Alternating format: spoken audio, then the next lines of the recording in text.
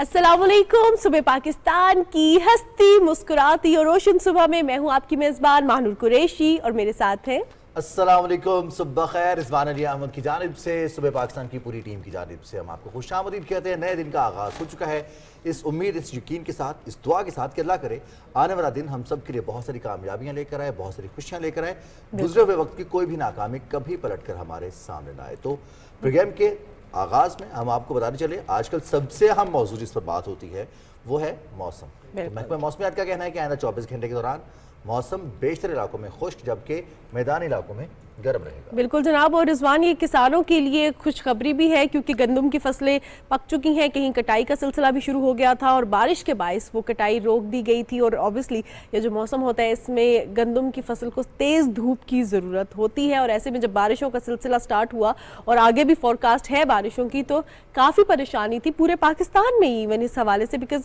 Pakistan agricultural state है और ऐसे में अगर कुछ भी अफेक्ट होगा तो वो ट्रिकल डाउन उसका होगा और हमारी पूरी इकोनॉमी को वो डिस्टर्ब करेगा। और हम देखते हैं मानूर के जो पककर तैयार गंदम है उसको किसान सोने से तशबीह देते हैं कि ये लहलहाता और दूर तक फैला हुआ सोना है। और यकीनी तौर पर किसान ने जितनी मेहनत की होती है और जो उसका फल होता है उसका मुंतज़िर होता है, तो उसके लिए ये बहुत कीमती सरमाया भी है और खैर हम सब के लिए, हमारी ग़िज़ाई तहफ़्फ़ुज़ के लिए। बहरहाल महकमा मौसमियात का ये भी कहना है कि आज शाम में और रात में खिता पोठवार में, इसके अलावा गिलगित बल्तिस्तान, कश्मीर में कहीं कहीं गरज चमक के साथ तेज़ बारिश का इम्कान है, लेकिन चांसेस बहुत कम हैं।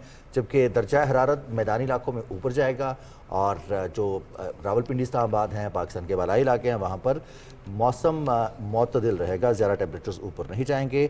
जैसे कि हम बताते चलें कि इस्लामाबाद में 28, लाहौर में 33 डिग्री सेंटीग्रेड रिकॉर्ड किया जाएगा। बिल्कुल जनाब। लेकिन रिजवान, जो ये वाला वीक स्टार्ट हो गया, इस वीक में 30 डिग्री सेंटीग्रेड टेम्परेचर क्रॉस भी करेगा इस्लामाबाद को। और इसके साथ साथ जहां जिस दिन बारिश की प्रेडिक्शन नहीं है उस दिन टेम्परेचर बहुत ज़्यादा होगा। हमने देखा कल भी जब रावलपिंडी इस्लामाबाद में बारिश नहीं हुई तो धूप बहुत तेज़ थी, तो वो प्रॉपर्ली वो जो एक समर्स की प्रेडिक्शन होती है ना, वो भी हो गई है कि समर्स हमारे बड़े जो है वो सख्त भी बारिशों ने थोड़े से डिले कर दी है। बारिशों ने डिले कर दी है, लेकिन वही बात है कि इस हफ्ते भी, पूरे हफ्ते, इवन कल भी बारिश की प्रेडिक्शन थी लेकिन बारिश नहीं हुई।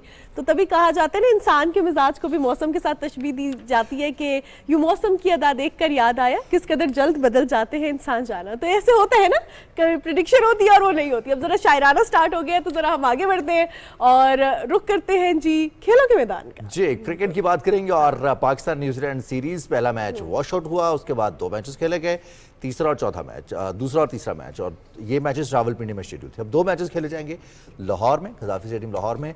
बाबर आजम की क़यादत में कल का मैच जो खेला गया उसमें पाकिस्तान की टीम कल के मैच में 178 रन को डिफेंड नहीं कर सकी, जबकि न्यूजीलैंड की टीम 179 रन बनाकर इस मैच में कामयाब हो गई। 7 विकेट से ये मैच जीता है न्यूजीलैंड ने। बिल्कुल जनाब। और जहां हम देख रहे हैं कि पहला मैच बारिश की वजह से खत्म हुआ, दूसरा मैच पाकिस्तान ने 7 विकेटों से जीता, तीसरा जो है न्यूजीलैंड ने 7 विकेटों से जीता। तो अब हम देख रहे हैं कि बराबर तो चल रही है सीरीज, लेकिन बाबर आजम का ये भी कहना था कि पिच थोड़ी सी हमें मुश्किल लगी। इस हवाले से बात करने के लिए एक्सपर्ट होते हैं हमारे साथ और हम क्रिकेट के हवाले से बात करते हैं और ना सिर्फ मौजूदा मैचेस के हवाले से बात करते हैं बल्कि जो हमारी क्रिकेट स्ट्रैटेजीज हैं उसके हवाले से भी बात करते हैं। तो खुरम शहजाद अवान ने आज हमें ज्वाइन किया, एक्सपर्ट हमारे साथ मौजूद हैं। सबसे पहले तो आपको वेलकम कहते हैं शो में। अस्सलाम वालेकुम। वालेकुम सलाम। खुरम, किस तरह देखते हैं जो अब तक 3 मैचेस हुए हैं, पाकिस्तान की कारकर्दगी को, न्यूजीलैंड की कारकर्दगी को, और ओवरऑल ये जो मैचेस चल रहे हैं आपस में, आपको लग रहा है बैलेंस्ड चल रहे हैं?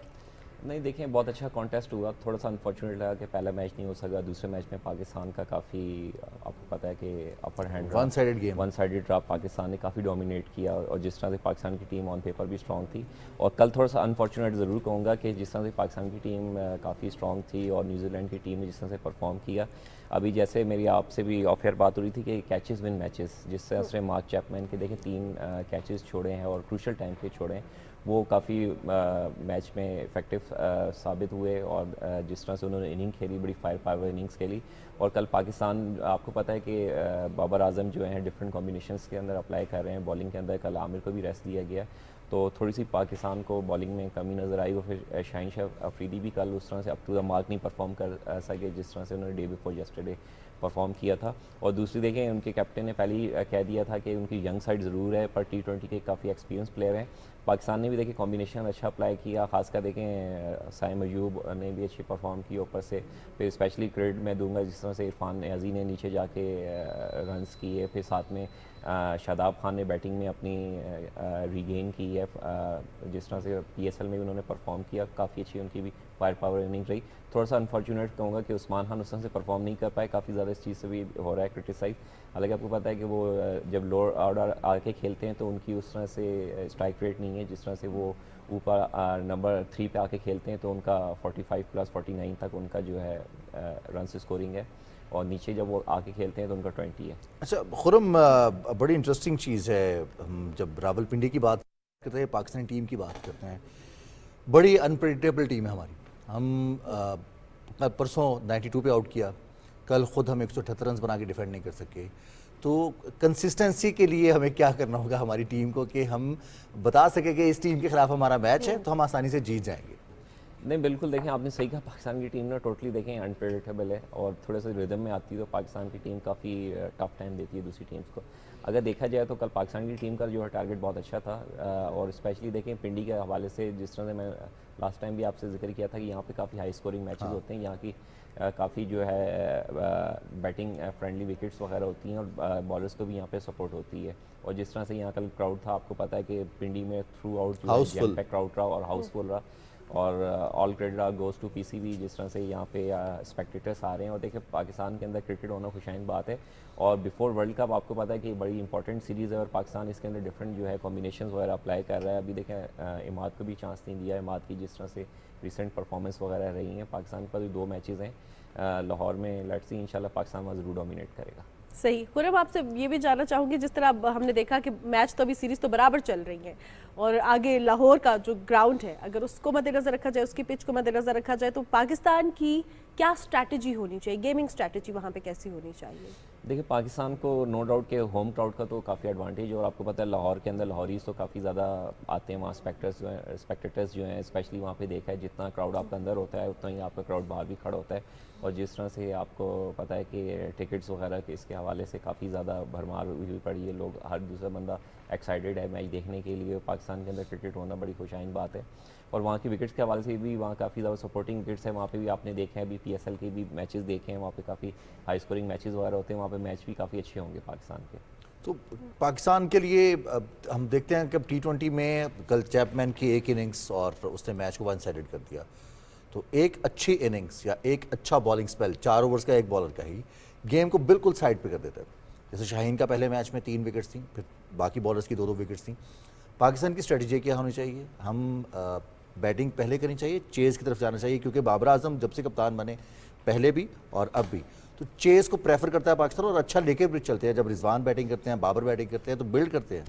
نہیں نو ڈاؤٹ, دیکھیں پاکستان جب بھی کرتا ہے چیز کرتا ہے, پاکستان کمفرٹیبل چیز کر لیتا ہے. دیکھیں اگر پاکستان پہلے بیٹنگ کرتا ہے ایک سائیکلوجیکل ایڈوانٹیج ہوتا ہے, لیکن اس کے اوپر پریشر نہیں ہوتا. جب آپ چیز کرنے جاتے ہیں تو آپ کے اوپر ایک پریشر ضرور ہوتا ہے. اور دوسرا آپ نے جہاں تک بات کی بابر اعظم کی کیپٹنشپ کے حوالے سے, وہ تھوڑا سا ایگریسو کیپٹن نظر آئے ہیں, کیونکہ آپ کو پتہ ہے کہ ری اپوائنٹ ہوئے ہیں, اور پہلے جس طرح سے کیپٹن شپ کر رہے تھے تو آپ جو ہے ٹوٹلی آپ کو ایک ڈفرینٹ بابر اعظم نظر آئے ہیں. اور آپ نے صحیح کہا کہ دیکھیں T20 حسن ہی یہی کہ 2 اوورز جو ہیں وہ آپ کا ٹوٹلی گیم چینج کرتے ہیں, خواہ وہ 2 اچھے اوور کا اسپیل ہو یا بیٹنگ کے اندر آپ 2 چھکے چوکے مار کے آپ ٹوٹل جو ہے میچ چینج کر دیتے ہیں.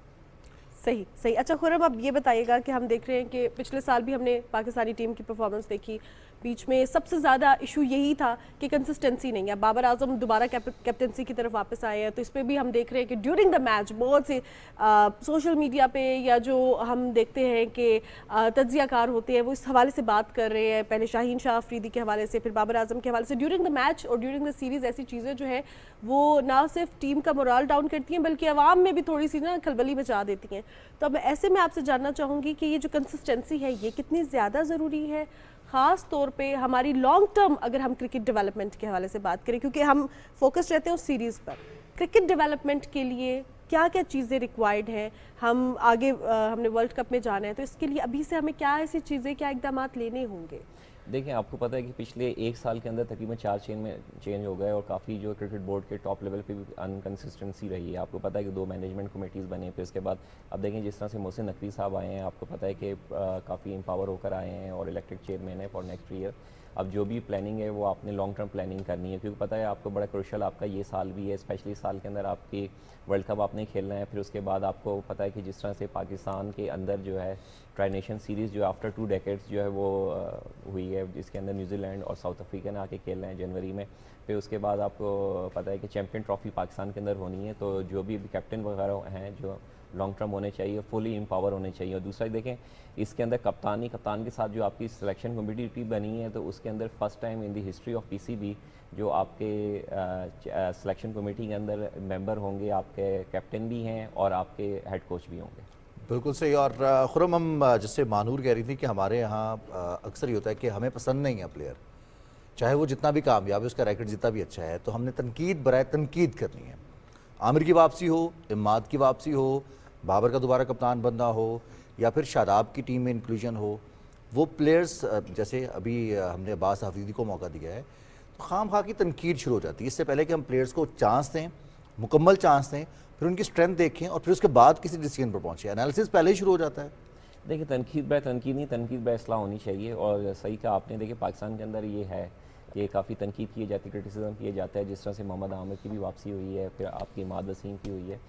دیکھیں عباس افریدی کی اب آپ نے جہاں تک بات کی، عباس افریدی جو ہے تھرو آؤٹ جو ہیں پچھلے 2 PSL میں کافی پرفارمنس دیتے ہوئے آ رہے ہیں، اور لاسٹ ایئر تو کافی انہوں نے ایکسٹراڈنری پرفارمنس بھی دی تھی، اور پاکستان کی ٹیم کے اندر بھی آئے تھے اور ہائیسٹ وکٹ ٹیکر بھی بنے تھے.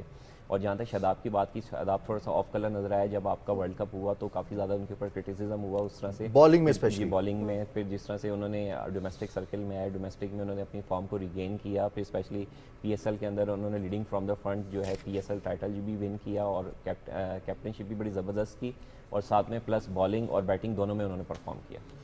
ٹھیک ہے. اب تھوڑا سا ہمارا جو میجر کنسرن رہا ہے 2021 کے ورلڈ کپ میں، T20 ورلڈ کپ میں، 2022 کے T20 ورلڈ کپ میں، اب چیمپئنز ٹرافی بھی آ رہی ہے اور پاکستان میں ہوگی. اسپن بالنگ ہوتی ہے ہماری، وکٹس بھی ہماری اسپن میں اسپنرز کو کافی مدد دیتی ہیں، لیکن وہ آف اسپنر جو سعید اجمل کے جانے کے بعد ایک اسپیس خالی ہوا، فل اپ نہیں ہوا. شاداب خان اچھا گین کرتے ہیں لیگ اسپن کا، لیکن موسٹلی وہ ایک لائن اور لینتھ پر نہیں رہتے، پٹ بھی جاتے ہیں فرینکلی. پاکستان کو اسپن ڈپارٹمنٹ میں اب سعید اجمل کوچنگ کریں گے، سمجھتے ہیں کہ ہمیں رائٹ کمبینیشن بنانے کے لیے یہ سیریز بہت ذرا اچھی ہے، اور اس کے بعد پھر جو اپ کمنگ ہمارے ایونٹس ہیں لوکل، اس میں بھی ہمیں یہ ہنٹنگ کرنی ہوگی. نہیں بالکل، دیکھیں آپ نے صحیح کہا، صحیح آپ نے اسپیشلی اس چیز کو ہائی لائٹ کیا. اسپن ڈپارٹمنٹ میں پاکستان کے لیے کافی امپورٹنٹ ہے. کافی عرصے سے پاکستان کے پاس اس طرح سے آف اسپنر نہیں آ رہے جس طرح سے آپ کے پاس ثقلین مشتاق ہوا کرتے تھے، سعید اجمل ہوا کرتے تھے، دیکھیں لیڈنگ وکٹ ٹیکر ہوا کرتے تھے اور کافی امپیکٹ پلیئر ہوتے تھے. پھر آپ کے پاس دیکھیں پارٹ ٹائم اسپنر آئے محمد حفیظ، ان کا بھی بالنگ ایکشن جو ہے وہ کچھ ایلیگل ہو گیا تھا. پھر اس کے بعد آپ بھی دیکھیں افتخار ہیں پارٹ ٹائم آف اسپنر ہیں اور آتے کے ساتھ ہی کروشل بریک تھرو دے دیتے ہیں. اس وقت اگر اسپن ڈپارٹمنٹ دیکھا جائے تو پاکستان کا کافی اسپن بالنگ ڈپارٹمنٹ ہے. جس طرح سے آپ کے ابرار کی انڈکشن ہوئی ہے، اسامہ میر نے ریسنٹلی کافی اچھا پرفارم کیا ہے. پھر اس کے علاوہ دیکھیں اماد وسیم ہے، ریسنٹلی PSL میں پرفارم کر کے آئے ہیں. یہ کافی زیادہ جو ہے اسپیشلی USA اور ویسٹ انڈیز کے اندر جو کیریبین ہے وہاں پہ کافی زیادہ افیکٹو ہوں گے، اور یہ وہاں پہ لیگس وغیرہ بھی کھیلتے رہتے ہیں، اور تھرو آؤٹ دا وہاں لیگس جو ہیں یہ لوگ پرفارم کر کے آئے ہیں وہاں پر. صحیح. اچھا خرم، اب جہاں پہ ہم کمبینیشن کے حوالے سے بات کی، ہم نے کوچنگ کے حوالے سے بات کی، پر امید ہے پاکستان کی پرفارمنس دیکھ کے کہ اب ورلڈ کپ کے لیے پاکستان جو ہے صحیح سے تیار ہو رہا ہے، یا آپ کو لگ رہا ہے کہ کچھ ابھی لوپ ہولز ہیں جس پہ بالکل کام نہیں کیا جا رہا؟ دیکھیں پاکستان کی ٹیم کے تھوڑی دیر پہلے جیسے بات ہوئی کہ ٹوٹلی ٹیم پاکستان کی انپریڈکٹیبل ہے. اور دوسری اسپیشلی دیکھیں T20 کے حوالے سے میں ضرور بات کروں گا. پاکستان کی ٹیم ہمیشہ سے ہاٹ فیورٹ رہی ہے اور دیکھیں ٹاپ 4 میں رہی ہے. آپ 2007 کے ورلڈ کپ سے دیکھ لیں، 2007 کے پاکستان نے فائنل کے لیے کوالیفائی کیا، پھر 2009 میں پاکستان نے ون کیا، پھر لاسٹ ایئر پاکستان نے 2010 کا سیمی فائنل کھیلا، سیمی فائنلز کھیلنے کا اعزاز بھی ہمیں حاصل ہے. اور جہاں پہ پاکستان کو کہتے ہیں کہ جیسے افغانستان کی ٹیم ہوئی کہ آج تو جیت جائے گی، تو تبھی واقعی بہت انپریڈکٹیبل ہے. اور دیکھیں پاکستان کے انڈر بیلٹ جو ہے سب سے زیادہ T20 میں کنزیکٹیو ونس کا بھی پاکستان کے پاس ریکارڈ ہے. تھرو آؤٹ جو ہے پاکستان کے جتنے بھی T20 پلیئرس ہیں آپ کو پتہ ہے کہ ٹاپ پر اور ڈفرینٹ لیگس میں بھی پرفارم کرتے ہوئے آئے ہیں. پاکستان سے اچھی ایکسپیکٹیشنز ہیں. دیکھیے جس طرح محمد عامر کی بھی اس دن بیان آیا ہے، انہوں نے کہا ہے کہ پاکستان کی ٹیم کو یہ ٹائٹل ون کر کے آنا چاہیے. बहुत शुक्रिया खुरम शहजाद अवान, आप स्टूडियोज़ में हमारे साथ मौजूद रहे और पाकिस्तान टीम की परफॉर्मेंस, पाकिस्तान न्यूजीलैंड सीरीज़ के हवाले से बात हो रही थी। और पाकिस्तानी टीम की सबसे अच्छी बात यह है कि हम कभी भी जीता हुआ मैच हार जाते हैं, हारा हुआ मैच अचानक से जीत जाते हैं। और दुनिया की मजबूत तरीन टीम जिसके बारे में कोई ख्याल नहीं कर रहा था कि इससे कोई जीत सकता है, तो पाकिस्तान उसको शिकस्त देता है और ये हमारा ट्रैक रिकॉर्ड है। अब यूएसए में वर्ल्ड कप है, कैरेबियन में वर्ल्ड कप है, तो वहाँ पर हमारा एक मैच भारत के साथ होगा, जबकि बाकी निस्बतन आसान मैचेस हैं, लेकिन टी20 में कुछ भी आसान नहीं है। बिल्कुल जनाब, जहां हम खेलों के मैदान के हवाले से बात कर रहे थे, अब रुख करते हैं सियासत के मैदान का। और ज़िमनी इलेक्शंस के हवाले से जो इब्तदाई नताइज सामने आए हैं, अवाम ने एक बार फिर एतमाद किया है मुस्लिम लीग नून का। और हम देखते हैं कि अब पाकिस्तान में जो अवाम बाशऊर तो हो गई है, साथ में जो नताइज सामने आ रहे हैं उसमें मुस्लिम लीग नून लीड कर रही है। इनको कहेंगे गैर हतमी गैर सरकारी नताइज, जब तक इलेक्शन कमीशन बाकायदा इनका नोटिफिकेशन जारी नहीं करता। ज़िमनी इलेक्शन से इब्तदाई नताइज के मुताबिक मुस्लिम लीग नून ने पंजाब में 12 में से 9 हलकों पर कामयाबी हासिल किया, जबकि एक नशिस्त पर पीपल्स पार्टी और मुस्लिम लीग काफ और इस्तेहकाम पाकिस्तान पार्टी ने कामयाबी हासिल की है। दूसरी जानिब खैबर पख्तूनख्वा और बलूचिस्तान के 2 हलकों के गैर सरकारी और गैर हतमी नताइज का भी ऐलान किया गया है।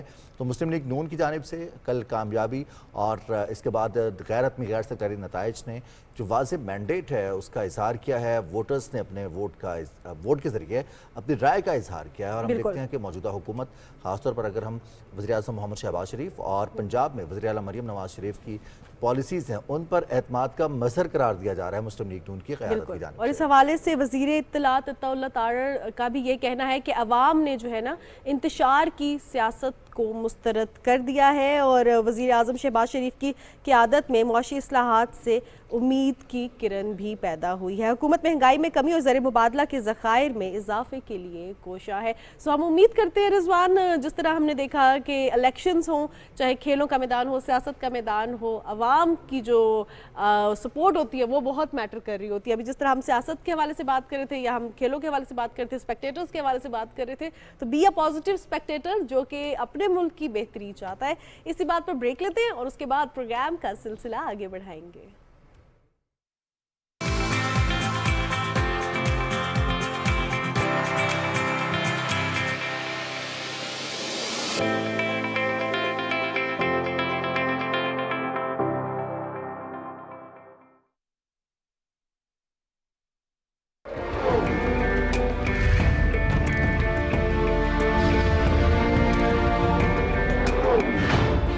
दुनिया की कोई कौम उस वक्त तक तरक्की नहीं कर सकती जब तक उसकी ख़वातीन मर्दों के शाना बशाना मुआशरे की तामीर और तरक्की में हिस्सा न लें। औरतों को घर की 4 दीवारी में बंद करने वाले इंसानियत के मुजरिम हैं।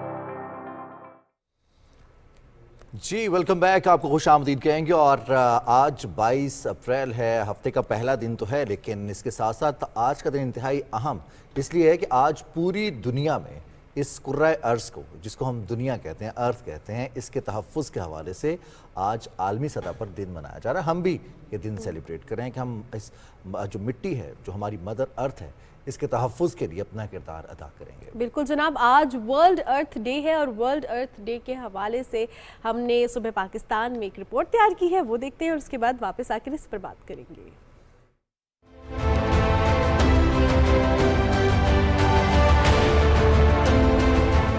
वर्ल्ड अर्थ डे मनाने का मकसद बुनियादी कुराज को दरपेश खतरात के हवाले से आवाम में आगाही पैदा करना है।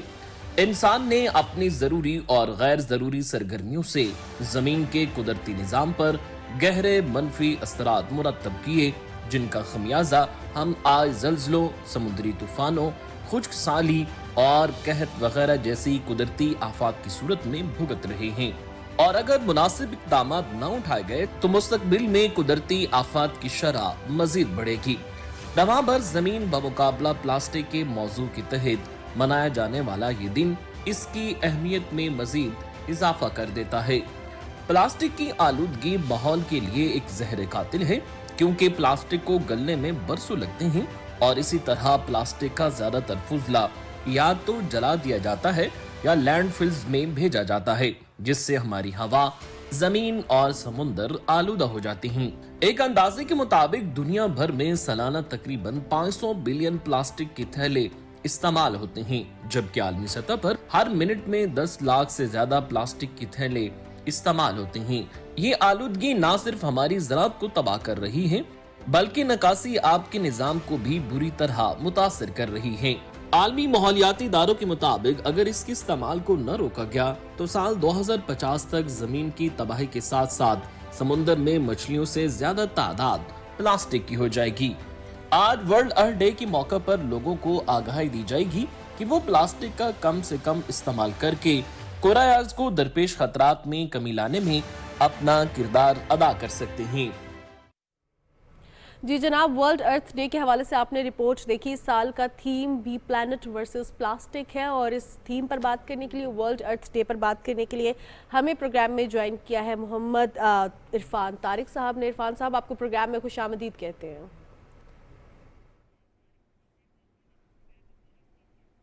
जी बहुत शुक्रिया।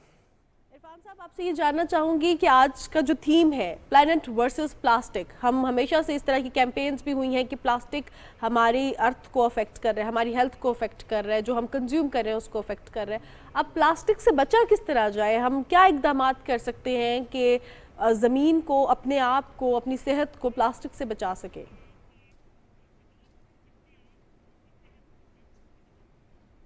जी बहुत शुक्रिया। और मेरा ख्याल है कि आजकल के दौर में ये सबसे रेलेवेंट सवाल है, क्योंकि आलमी माहौल जो है उसके ऊपर जितना प्लास्टिक का इस वक्त नेगेटिव इम्पैक्ट देखा जा रहा है, इसके अलावा कोई और चीज़ इस वक्त सामने नज़र नहीं आती।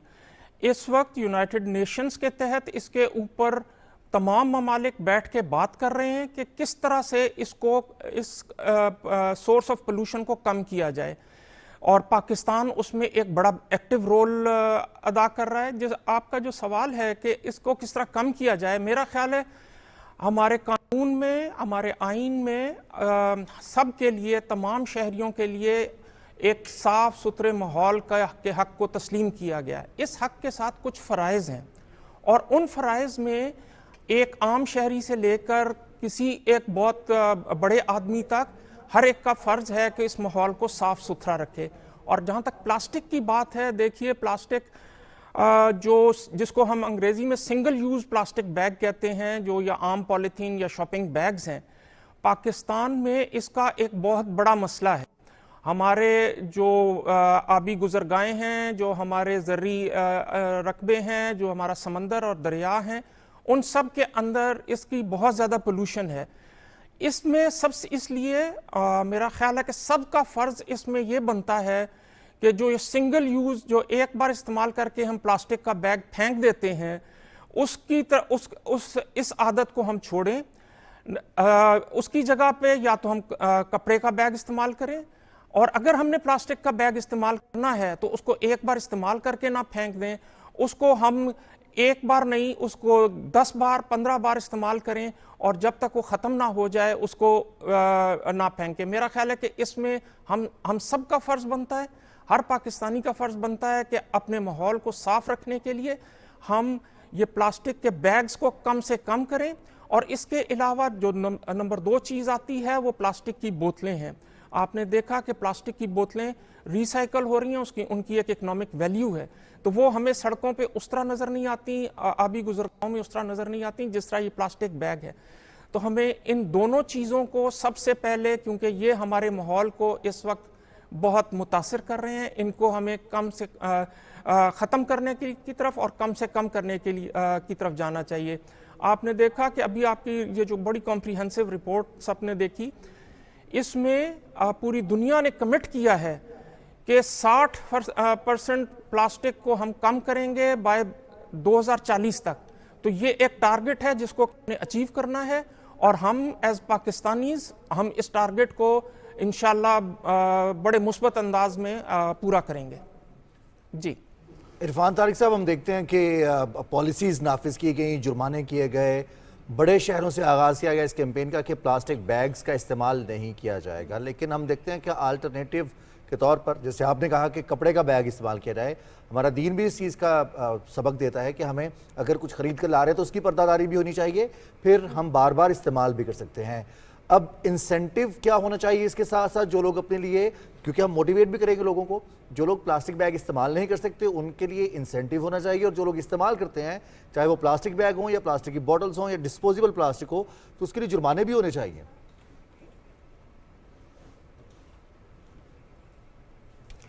جی بالکل، یہ جس کو انگریزی میں کہتے ہیں کیرٹ اینڈ سٹک، تو اس میں انسینٹیو بھی ہونا چاہیے اور جرمانے بھی ہونا چاہیے. پر جس طرح بھی آپ نے کہا کہ ہم نے یہ کیمپین بڑے شہروں سے شروع کی تھی، اب وقت آ گیا ہے کیونکہ پوری دنیا نے ریئلائز کیا کہ یہ ایک بہت بڑا ایشو ہے جس کو کہ کم کرنے کی ضرورت ہے. تو اس کیمپین کو بڑے شہروں سے نکال کر اب دیہی علاقوں میں، چھوٹے شہروں میں بھی لے جانے کی ضرورت ہے. اس وقت پاکستان میں زرعی رقبوں پہ یہ پلاسٹک بیگز بڑا نیگیٹو امپیکٹ کر رہے ہیں، اس کی زراعت کی کیپیسٹی کو کم کر رہے ہیں. تو میرا خیال ہے کہ اس میں ہمیں دونوں طریقوں سے انسینٹیو بھی دینا چاہیے لوگوں کو، اور اس کے اوپر جرمانے بھی کرنے چاہیے. آپ نے دیکھا کہ وفاقی حکومت نے بھی اور یہ صوبائی حکومت نے بھی اس کے اوپر کیمپین چلائی، اور اس کے اوپر بڑے جرمانے بھی ہوئے. جو لوگ یہ پلاسٹک بیگز پروڈیوس کر رہے تھے ان کے اوپر جرمانے ہوئے، اور جو اس کو کم کرنے کی کوشش کر رہے تھے، خاص طور پہ جو پرائیویٹ سیکٹر انڈسٹری ہے ہماری، وہ جہاں پہ اس کو کم کرنے کی کوشش کر رہی تھی تو ان کو انسینٹیوائز بھی کیا گیا، اور اس انسینٹیو کو اور مزید بڑھانے کی بھی ضرورت ہے. میرا خیال ہے اگر ہم اس کے اوپر ایک ڈائیلاگ جنریٹ کریں لوگوں کی آگہی کے لیے، اور لوگوں کو بتائیں کہ اس کی وجہ سے یہ نقصان ہوگا، اور اس کی وجہ سے آپ کو یہ، اگر آپ اس کو روکیں گے تو اس سے آپ کو یہ فائدہ ہوگا، اگر آپ نہیں روکیں گے تو سرکار اس کے اوپر جرمانے آلریڈی کر رہی ہے، اور وہ جرمانے اور مزید بھی بڑھ سکتے ہیں. تو اپنے آپ کو بچائیے، اپنی صحت کو بچائیے، اور اس سے جو مالی نقصان ہمیں ہو رہا ہے، جو ہماری زراعت کو نقصان ہو رہا ہے، اور جو ہماری انڈسٹری کو نقصان ہو رہا ہے، اور جو ہمارے آبی وسائل کو نقصان ہو رہا ہے، اس سے بچنے کی کوشش کیجیے. یہ نہ صرف اس کرۂ ارض کی صحت کے لیے ضروری ہے، عام ہیومن ہیلتھ کے لیے، انسانی صحت کے لیے بھی انتہائی ضروری ہے. کیونکہ آپ کو پتہ ہے کہ اب یہ پلاسٹک جو ہے اس کے ذرات فوڈ چین میں آ رہے ہیں، اور جب یہ فوڈ چین میں آ جائیں تو یہ انتہائی نقصان دہ ہیں ہمارے نروس سسٹم کے لیے، ہمارے بلڈ سرکولیشن سسٹم کے لیے. بالکل بالکل. عرفان طارق صاحب، میں آپ سے یہ بھی جاننا چاہوں گی، جس طرح ہم نے کیرٹ اینڈ سٹک اپروچ کے حوالے سے بات کی ہے کہ انسینٹیوز بھی ہیں، پنشمنٹس بھی ہیں، پینلٹیز بھی ہیں، لیکن اب ایسے میں اپ سائیکلنگ یا ری سائیکلنگ پلانٹس کتنے زیادہ ضروری ہیں کہ جو پلاسٹک آلریڈی ہے، صرف یہ پلاسٹک بیگز میں نہیں ہے، ہمارے سرجیکل آئٹمس میں بھی ہے، اور یہ ان اوائڈیبل چیزیں ہیں جس میں ضرورت ہے. اب اس میں ری سائیکل پلانٹس کتنا اہم رول پلے کرتے ہیں؟ اب ہم نے دیکھا اسلام آباد میں بھی ایک سڑک بنی ہے، ری سائیکل کیا گیا پلاسٹک کو، تو اب اس میں تھوڑا سا سبسڈی یا اس کو تھوڑا سا سستا کیا جائے تاکہ لوکل لیول پہ، لوکل چھوٹی چھوٹی جو ایس ایم ایز ہیں ان کے پاس بھی ایسی مشینری ہو کہ وہ اس کو ری سائیکل کرے. اور ہم دیکھتے ہیں کہ اکراس دا گلوب تو جب آپ پلاسٹک کی بوتلیں دیتے ہیں واپس جا کے تو آپ کو پیسے بھی مل رہے ہوتے ہیں. تو اب کرنا کیا ہے، اس کو کور اپ کیسے کرنا ہے؟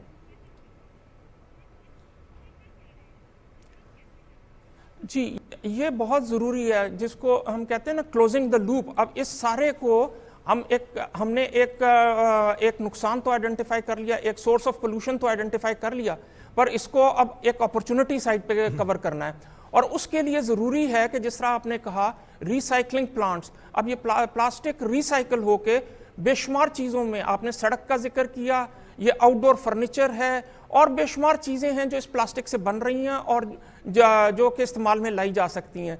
میرا خیال ہے کہ یہ ایک اپرچونٹی ہے ہمارے ینگ جنریشن کے لیے، اور جو نئے سٹارٹ اپس ہیں ان کے لیے، کہ وہ اس پلاسٹک کو ری سائیکل کریں، اس سے نئے استعمالات میں لے کر آئیں. جس طرح سڑک بنی ہے یا آؤٹ ڈور فرنیچر بنا ہے، اس طرح اور بے شمار چیزیں بن سکتی ہیں. لون کی چیزیں، باہر جو پانی دینے کے لیے پائپس ہوتے ہیں ان کے لیے، آپ کے باغات کے لیے بے شمار چیزیں اس سے بن سکتی ہیں. تو اگر یہ سٹارٹ اپس ہوں اور یہ ری سائیکلنگ پلانٹس ہوں، یہ پاکستان کے لیے، پوری دنیا کے لیے بڑی اپرچونٹی بن سکتی ہے. उससे दो फायदे होंगे। एक तो हम इस प्लास्टिक पोल्यूशन से बचेंगे, और दूसरा इसके जितना प्लास्टिक इस वक्त है वो रिसाइकल होगा और उसको हम एक किसी और इस्तेमाल में ला सकेंगे, और इससे एक इकोनॉमिक एक्टिविटी जनरेट होगी। ये इंतहाई ज़रूरी चीज़ है कि अब इसको इकोनॉमिक टर्म्स में देखा जाए और इसको इंसेंटिवाइज करके इसके ऊपर छोटे छोटे रिसाइकलिंग प्लांट्स बड़े शहरों में, छोटे शहरों में, हर जगह पर बनाए जाएं। और हमने देखा कि जिस तरह आपने जिक्र किया कि आप कई ममालिक में आप वो प्लास्टिक का कप वापस करते हैं तो आपको उसके पैसे मिल जाते हैं। मेरा ख्याल है कि पाकिस्तान में ये कैंपेन इस वक्त बहुत ज़ोरों शोर से होनी चाहिए, और हमारी जितनी यंग एंटरप्रेन्योरशिप है वो इसमें एंगेज होनी चाहिए, और इसमें उनके लिए बहुत अच्छा एक इकोनॉमिक इंसेंटिव है। बिल्कुल, और हमने देखा कि इस्लामाबाद में गुज़िश्ता बरस से एक प्राइवेट ऑर्गेनाइजेशन ने स्टार्ट भी किया। इरफान मलिक साहब, इरफान तारिक साहब, जैसे हम देखते हैं आपने खिदमत सर अंजाम दी बतौर director general ministry of environment and climate change में, वहाँ पर अब हम सिर्फ प्लास्टिक तक महदूद रहेंगे इस साल, या बाकी जो ख़तरात मौजूद हैं इस कुर्रा अर्ज़ को, हमारी और बहुत सारी आदत हैं, जैसे कहा जाता है कि इंसान जिम्मेदार है इस माहौलियाती तब्दीली का भी, तो हमें तहफ़्फ़ुज़ के लिए क्या इक़दाम करने चाहिए?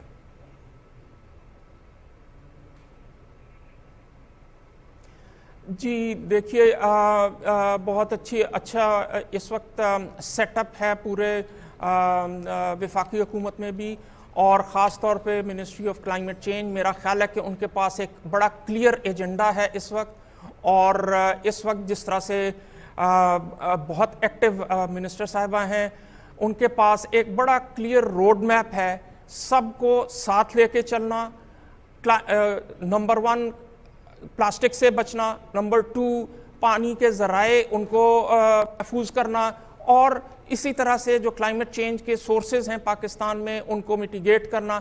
मेरा ख्याल है कि ये एक बड़ा क्लियर एजेंडा है जिसमें हम तमाम सूबे और तमाम शहरी मिलकर उनका साथ दे सकते हैं, और ये एक पाकिस्तान के लिए, पाकिस्तान इसमें पहले भी एक जिसको हम नेचर बेस्ड सॉल्यूशंस कहते हैं, कुदरती तरीके इस माहौल को बेहतर करने के, उसमें पाकिस्तान ने लीड किया था। और इस वक्त मेरा ख्याल है कि बहुत अच्छा मौका है कि ये टीम सारी जिनके पास एक बड़ा क्लियर रोड मैप है आगे चलने के लिए, और दुनिया को बताने के लिए कि पाकिस्तान ने बड़ा अच्छा रोल हमेशा माहौल के तहफ़्फ़ुज़ के लिए अदा किया है। इस वक्त भी जिसको कहते हैं कि हम we are geared up to address this issue. Irfan साहब, जहां रिजवान ने आपसे इक़दामात के हवाले से बात की, तो हर वर्ल्ड अर्थ डे पे कुछ देर के लिए लाइट्स बंद की जाती हैं अक्रॉस द ग्लोब, और अर्थ के तहफ़्फ़ुज़ के लिए, ज़मीन के तहफ़्फ़ुज़ के लिए बात की जाती है। अब ऐसे में हम देखते हैं कि ये जो पोल्यूशन है हमारे इर्द गिर्द, चाहे वो नॉइज़ पोल्यूशन हो, चाहे वो एयर पोल्यूशन हो, चाहे वो लैंड पोल्यूशन हो, ये कहीं ना कहीं अफेक्ट कर रही है। तो रोज़मर्रा की क्या हमारी रूटीन होनी चाहिए जिसमें हम ऐसे इक़दामात कर सकें कि हम ज़मीन का तहफ़्फ़ुज़ कर सकें? क्या ये ज़्यादा लाइट्स ऑन करने से, या ज़्यादा जो हम बहुत ज़्यादा नॉइज़ पोल्यूशन करते हैं, ये भी बहुत इसके एडवर्स इफेक्ट होते हैं? और being an individual, being a responsible citizen, हम क्या कर सकते हैं?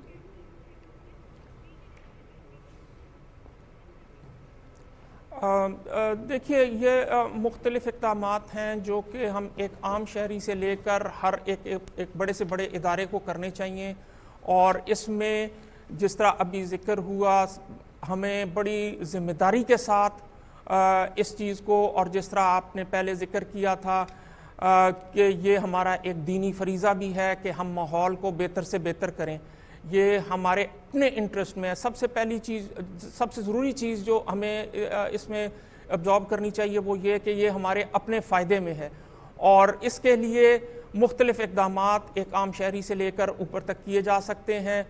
हम देख रहे हैं कि इस वक्त पाकिस्तान के जो यूथ है उसमें एक बड़ी बहुत आगाही है, बड़ी अवेयरनेस है माहौल के लिए। और जिस तरह अभी आपने कहा, नॉइज़ पोल्यूशन, लाइट पोल्यूशन, ये सब चीज़ें इंसानी सेहत को इम्पेक्ट करती हैं और बड़ा नेगेटिव इम्पेक्ट करती हैं। ख़ास तौर पे जिस तरह अभी ज़िक्र हुआ कि 22 हर अर्थ डे पे हम 1 घंटे के लिए लाइट्स ऑफ करते हैं। पूरी दुनिया में ये कैंपेन चल रही है, और इसका मकसद ये है कि लोगों को बताया जाए कि अपने आप को नेचर के साथ कनेक्ट करें, ये जो लाइट पोल्यूशन है इसको कम करें। इसके मल्टीपल कई फ़ायदे हैं। आप देखिए कि जितनी भी एनर्जी प्रोड्यूस होती है वो ज़्यादातर ऐसी एनर्जी है जो कि फॉसिल फ्यूल या जिसको हम पेट्रोल या कोयला उसको जला के हासिल करते हैं, और उससे जला के हासिल करने के बाद अगर आप एनर्जी को ज़ाया भी कर दें, इनएफिशिएंट यूजेज हो उसका, तो ये एक दोहरा नुकसान है। तो 1 घंटे तक के लिए लाइट्स ऑफ करने का मकसद ये होता है कि लोगों में ये आगाही पैदा की जाए कि इससे बचा जा सकता है। इसके बगैर भी हम ख़ास तौर पे जो कुदरत ने निज़ाम रखा है दिन और रात का उसको ऑब्ज़र्व करें, और इन चीज़ों से जो गैर ज़रूरी चीज़ें हैं उससे अपने आप को बचाएं, इस मदर अर्थ को बचाएं, इस कुर्रा अर्ज़ को बचाएं, जिसमें हम सब का इकोनॉमिक बेनिफिट है, जिसकी वजह से हम सब की सेहत जो है वो बेहतर हो सकती है। मेरा ख्याल है कि ये बहुत अडेप्टेबिलिटी की बात है, और हम अडेप्ट कर सकते हैं। हमें अल्लाह ताला ने इस तरह का तख्लीक किया है कि हम जिस माहौल में चाहें, जिस तरह का माहौल अपने लिए चाहें, हम बना सकते हैं। बहुत शुक्रिया मोहम्मद इरफान तारिक साहब, साबिक director general environment and climate change, ministry of climate change. आप हमसे बात कर रहे थे, PTV न्यूज़ से बात कर रहे थे आज के अहम मौके पर जब पूरी दुनिया वर्ल्ड अर्थ डे सेलिब्रेट कर रही है। बिल्कुल जनाब, प्रोग्राम का सिलसिला आगे भी बढ़ाएंगे, लेकिन वक्त हुआ है न्यूज़ ब्रेक का।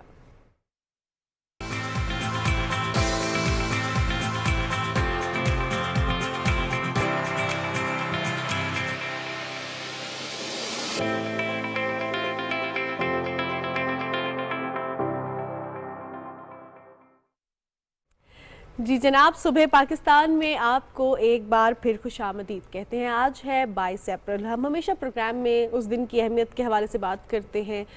चाहे आज अर्थ डे हो, चाहे कोई ऐसा फ़नकार हो जिसकी कॉन्ट्रीब्यूशंस लाजवाल हों, और समटाइम्स हम देखते हैं कि कुछ ऐसे फ़नकार हमारे दरमियान रहे जिन्होंने हमें रोते हुए भी हंसाया, जिन्होंने हमारी नम आँखों वाले चेहरे पे मुस्कुराहट लाई। दिलों पे राज करने वाले मोइन अख्तर के हवाले से हम बात कर रहे हैं, और उनको अपने मद्दाहों से बिछड़े हुए आज 13 बरस बीत चुके हैं। आपने तो बात की ना मानूर के नम आंखों के साथ मुस्कुराहट ले आते थे, लेकिन कई कैरेक्टर्स उनके ऐसे थे, इतने सीरियस कैरेक्टर्स थे, चाहे वो स्टेज पर हों या फिर छोटे पर्दे पर हों। हम टेलीविज़न की बात कर रहे हैं या फिर मुख्तलिफ प्रोग्राम्स में जिस तरह से वो इंटरव्यू कंडक्ट करते थे, तो बहुत सारे सीरियस कंसर्न्स को इतनी खूबसूरती से वो अदा कर जाते थे। इतने मुश्किल सवालात, इतने मुश्किल मौज़ूआत को इंतहाई बारीक बीनी से, आसानी से वो सवाल भी करते थे और अपने तजुर्बे से एक्सप्लेन भी करते थे। तो वो हमाजहत शख्सियत, ना सिर्फ एक बड़ा फ़नकार बल्कि एक बड़ी शख्सियत के तौर पर उभरे मोइन अख्तर, जिनको बिछड़े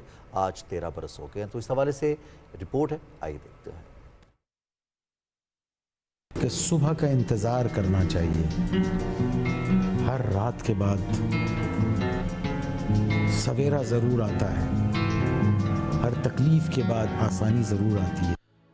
करोड़ों दिलों पर राज करने वाले सदारती अवार्ड याफ्ता अदाकार मोइन अख्तर ने 24 दिसंबर 1950 को कराची में आंख खोली। सिर्फ 13 बरस की उम्र में फन की दुनिया में कदम रखा। 1966 में पाकिस्तान के यौम दिफा पर बाकायदा फनी सफर का आगाज किया तो फिर कभी पीछे मुड़कर न देखा। मोइन अख्तर माज अदाकार ही नहीं बल्कि एक दौर का नाम था, जिन्होंने फनून लतीफा के हर शोबे में अपनी सलाहियतों की धाक बिठाई। वर्सटाइल अदाकार मोइन अख्तर स्टेज से रेडियो तक, रेडियो से टेलीविजन और फिर फिल्म नगरी तक सैकड़ों रूप में जलवागर हुए। कई किरदार निभाए जो आज भी दिलो दिमाग पर नक्श हैं। तंज़ो मिज़ाह पर मबनी इनके प्रोग्राम्स में 50-50, लूज टॉक, हाफ प्लेट को बेहद पसंद किया गया। मोइन अख्तर ने रोजी इंतजार फरमाइए, बंदर रोड से किमाड़ी, आंगन टिहड़ा, स्टूडियो पौने 3, यस सर, नो सर और ई ट्रेन जैसे मशहूर जमाना ड्रामों में अपने फन का मुजाहिरा किया। उन्होंने सदारती तमगा बराए हुस्न कारकर्दगी और सितारा इम्तियाज समेत कई अवार्ड अपने नाम किए। ये अजीम फनकार 2011 में हरकत कल्ब बंद हो जाने से हमेशा के लिए खामोश हो गया, मगर अपनी खिदमात की बदौलत हमेशा मदाहों के दिलों में जिंदा रहेंगे।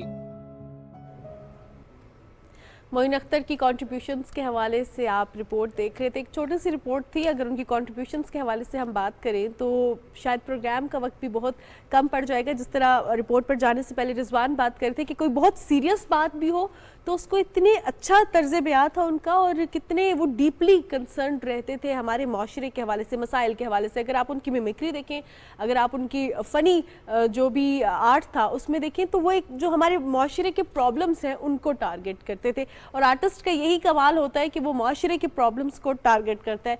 तो अभी भी हमें आज मंडे है और एक आर्टिस्ट ने ही ज्वाइन किया हुआ है। वुमेन एम्पावरमेंट की बात करें तो रोजी वो कैरेक्टर था जिसको अमर जबरदस्त। किया मोइन अख्तर ने प्ले करके। तो अब हम जो स्टूडियो में हमारे आर्टिस्ट हैं मानूर, उनकी तरफ चलते हैं। बिल्कुल जनाब, मज़र शहजाद साहब ने हमें ज्वाइन किया। अस्सलाम वालेकुम मज़र साहब। वालेकुम सलाम। आज जिस शख्सियत का जिक्र हो रहा था मोइन भाई का, मेरी उनके साथ बहुत अच्छी एक याद दिला रही, और एक दो हमने स्टेज प्ले भी किए थे उनके साथ।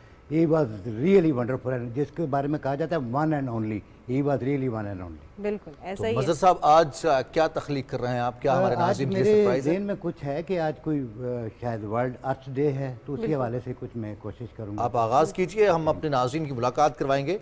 पाकिस्तान के उन होनहार नौजवानों का अक्सर हम जिक्र करते हैं जो पाकिस्तान का नाम रोशन करते हैं। कोई भी स्टेज हो, कोई भी फील्ड हो, कोई भी शोबा हो, उसमें पाकिस्तानी नौजवानों को मौका मिलता है। कुछ मौके मिलते हैं और कुछ मौके हमारे नौजवान खुद तलाश करते हैं और फिर वहाँ पर जाकर अपनी कामयाबी के झंडे गाड़ते हैं, पाकिस्तान का नाम रोशन करते हैं। अब चूँकि दुनिया एडवांस हो चुकी है, साइंस एंड टेक्नोलॉजी का दौर है, तो वीडियो गेमिंग में भी अब प्रोफेशनल गेमिंग होती है। और देखते हैं प्रोफेशनल गेमिंग में भी आपके मुकाबले होते हैं, पूरी दुनिया से गेमर्स आए होते हैं और एक्चुअल में वो गेमर होते हैं जो उस मुकाबले में हिस्सा लेने के लिए आए अच्छा, वैसे तो हम किसी को कहते हैं जब हमारे साथ कोई दो नंबरी हो जाती है हम कहते हैं बड़ा गेमर है, लेकिन जो असल में वीडियो गेमर्स होते हैं और जो पाकिस्तान का नाम रोशन करते हैं उसके हवाले से हम बात करेंगे। और पाकिस्तानी गेमर अरसलान ऐश सिद्दीकी ने अमेरिका में मुनक्किद होने वाले video gaming tournament frag fest spring 2024 में टेकन 8 का मुकाबला जीत लिया है। और ये मुकाबला उन्होंने जीता है 3-0 से। टेकन लेजेंड ने फाइनल में शिकस्त दी और मुकाबला जीत लिया। टेकन के खिलाड़ी ने इससे कबल न्यू ऑरलीन्स यूएस में टेकन वर्ल्ड टूर फाइनल्स 2023 में फतह हासिल की। और आपको बताते चले कि न सिर्फ हमारे ये एक होनहार खिलाड़ी जिन्होंने वीडियो गेमिंग में ये कामयाबी समेटी है, बल्कि इसके साथ साथ अपने नाज़रीन को बताते चलें कि हमारे पास बहुत सारे ऐसे होनहार नौजवान मौजूद हैं। जैसे हम अक्सर मार्शल आर्ट्स की बात करते हैं, मार्शल आर्टिस्ट, उनसे हम आपकी बात भी करवाते हैं कितनी प्रैक्टिस करते हैं, कितनी मेहनत करते हैं। तो कुछ ऐसा ही कारनामा सर अंजाम दिया है शाहजेब रिंद ने, बिल्कुल जनाब, भारतीय हरीफ को नॉकआउट किया है। और ये वही शाहजेब है जिनकी आप सोशल मीडिया पर वीडियोस वायरल आजकल हुई हुई हैं, देख रहे होंगे। और क्या ज़बरदस्त तरीके से जो इन्होंने परफॉर्म किया है और क्या ज़बरदस्त इनकी स्ट्रैटेजीज हैं, हम देखते हैं कि और जो एग्रेसिव वे में जो कराटे खेलते हैं, इस हवाले से हमारे पास एक रिपोर्ट भी है। तो पहले वो रिपोर्ट देख लेते हैं।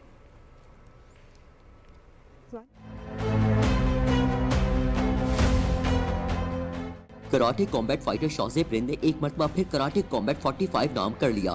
कराटे कॉम्बैट 44 में हरीफ को महज 21 सेकंड में नॉकआउट करने वाले शाहजेब के मुकाबले इस मरतबा भारत के Rana Singh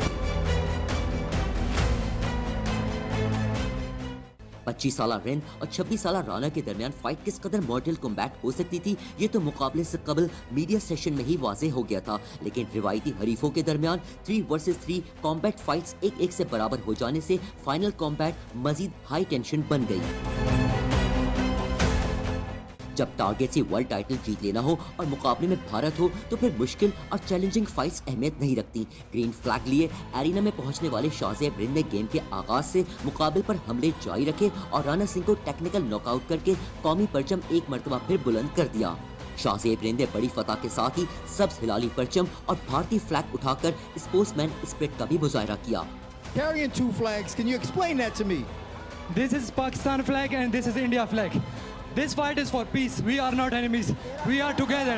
karate combat professional martial arts में मुखालिफ पर पंचेस और किक्स का आजादाना इस्तेमाल करने की इजाजत होती है। कराटे कॉम्बैट लीग में दुनिया भर से ब्लैक बेल्ट विनर्स हिस्सा लेते हैं। शाहजेब की अप्रैल 2023 से अब तक कराटे कॉम्बैट में ये 5वीं मुसलसल कामयाबी है। वकार अहमद, PTV न्यूज़, कोयटा। वकार अहमद की रिपोर्ट आपने देखी और जो पैगाम दिया शाहजेब ने बड़ा शानदार था कि हमने मुकाबला तो जीत लिया, लेकिन इसके बावजूद ہماری پہلی خواہش امن ہے، لیکن امن کو ہماری کمزوری نہ سمجھا جائے۔ بالکل جناب، دس فائٹ از فار پیس، یہ کہنا تھا شاہ زیب کا، اور یہی پاکستانیوں کا پیغام بھی ہے۔ ہم ہر جگہ پہ، ہر پلیٹ فارم پہ پاکستان کے نام روشن کرنے کے لیے محنت تو کرتے ہیں، لیکن اس محنت کے پیچھے ایک ہی پیغام ہے، اور وہ پیغام ہے امن کا۔ جہاں ہم امن کے حوالے سے بات کرتے ہیں تو اس کا تو ثبوت پاکستانی یوتھ نے دیا ہی ہے ابھی۔ اور اب اگر بات کریں ہم آج کے موسم کے حوالے سے، تو آج کل جس طرح ہم نے پہلے بھی بات کی کہ ویدر فورکاسٹ ایسی ہے کہ بارش کی پریڈکشن ہے، اور پہلے بھی ہمارے پروگرام میں میٹ آفس ہو یا کوئی بھی ایکسپرٹ ہو، انہوں نے اس بات کو پوائنٹ آؤٹ کیا کہ یہ جو حالیہ بارشیں ہیں یہ کسانوں کے لیے بہت زیادہ پرابلمٹک ہو رہی ہیں، کیونکہ گندم کی فصل ہے، فصل کی کٹائی سٹارٹ ہو گئی ہے، کہیں جو ہے وہ رک گئی ہے کٹائی ان بارشوں کی وجہ سے، اور اس سے کتنا زیادہ نقصان ہو سکتا ہے ہماری اکانومی کو، اس پر ہم ہمیشہ بات کرتے ہیں۔ یہ لیکن دیکھیے نا، لہلہاتے سونے کے کھیت، اور جب کٹائی ہوتی ہے گندم کی تو کسان کتنا کنسرن ہوتا ہے۔ ہمارا سندھ، ہمارا پنجاب جو کہ بڑے صوبے ہیں، اور گندم کی بجائی ہے، اور اس کے بعد یہاں سے گندم کی پیداوار وافر مقدار میں حاصل کی جاتی ہے، اس کے ساتھ ساتھ خیبر پختونخوا۔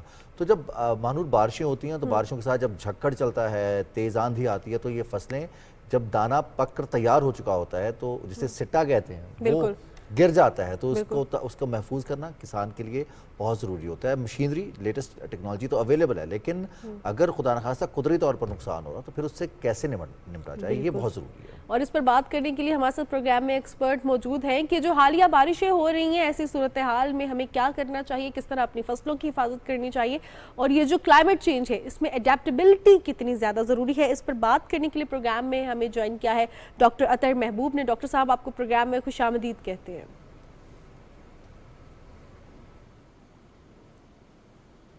شکریہ ڈاکٹر صاحب، ہم نے پہلے بھی پروگرام میں اس حوالے سے بات کی کہ یہ جو حالیہ بارشیں ہیں یہ ہماری فصلوں پہ بڑے ایڈورس ایفیکٹس لے کر آ رہی ہیں۔ اب ایسے میں اب آگے بھی ویدر فورکاسٹ یہی ہے کہ بارشیں ہوں گی، تو اس سے ہماری گندم کی فصل اور دیگر فصلوں پہ کیا اثرات مرتب ہوں گے؟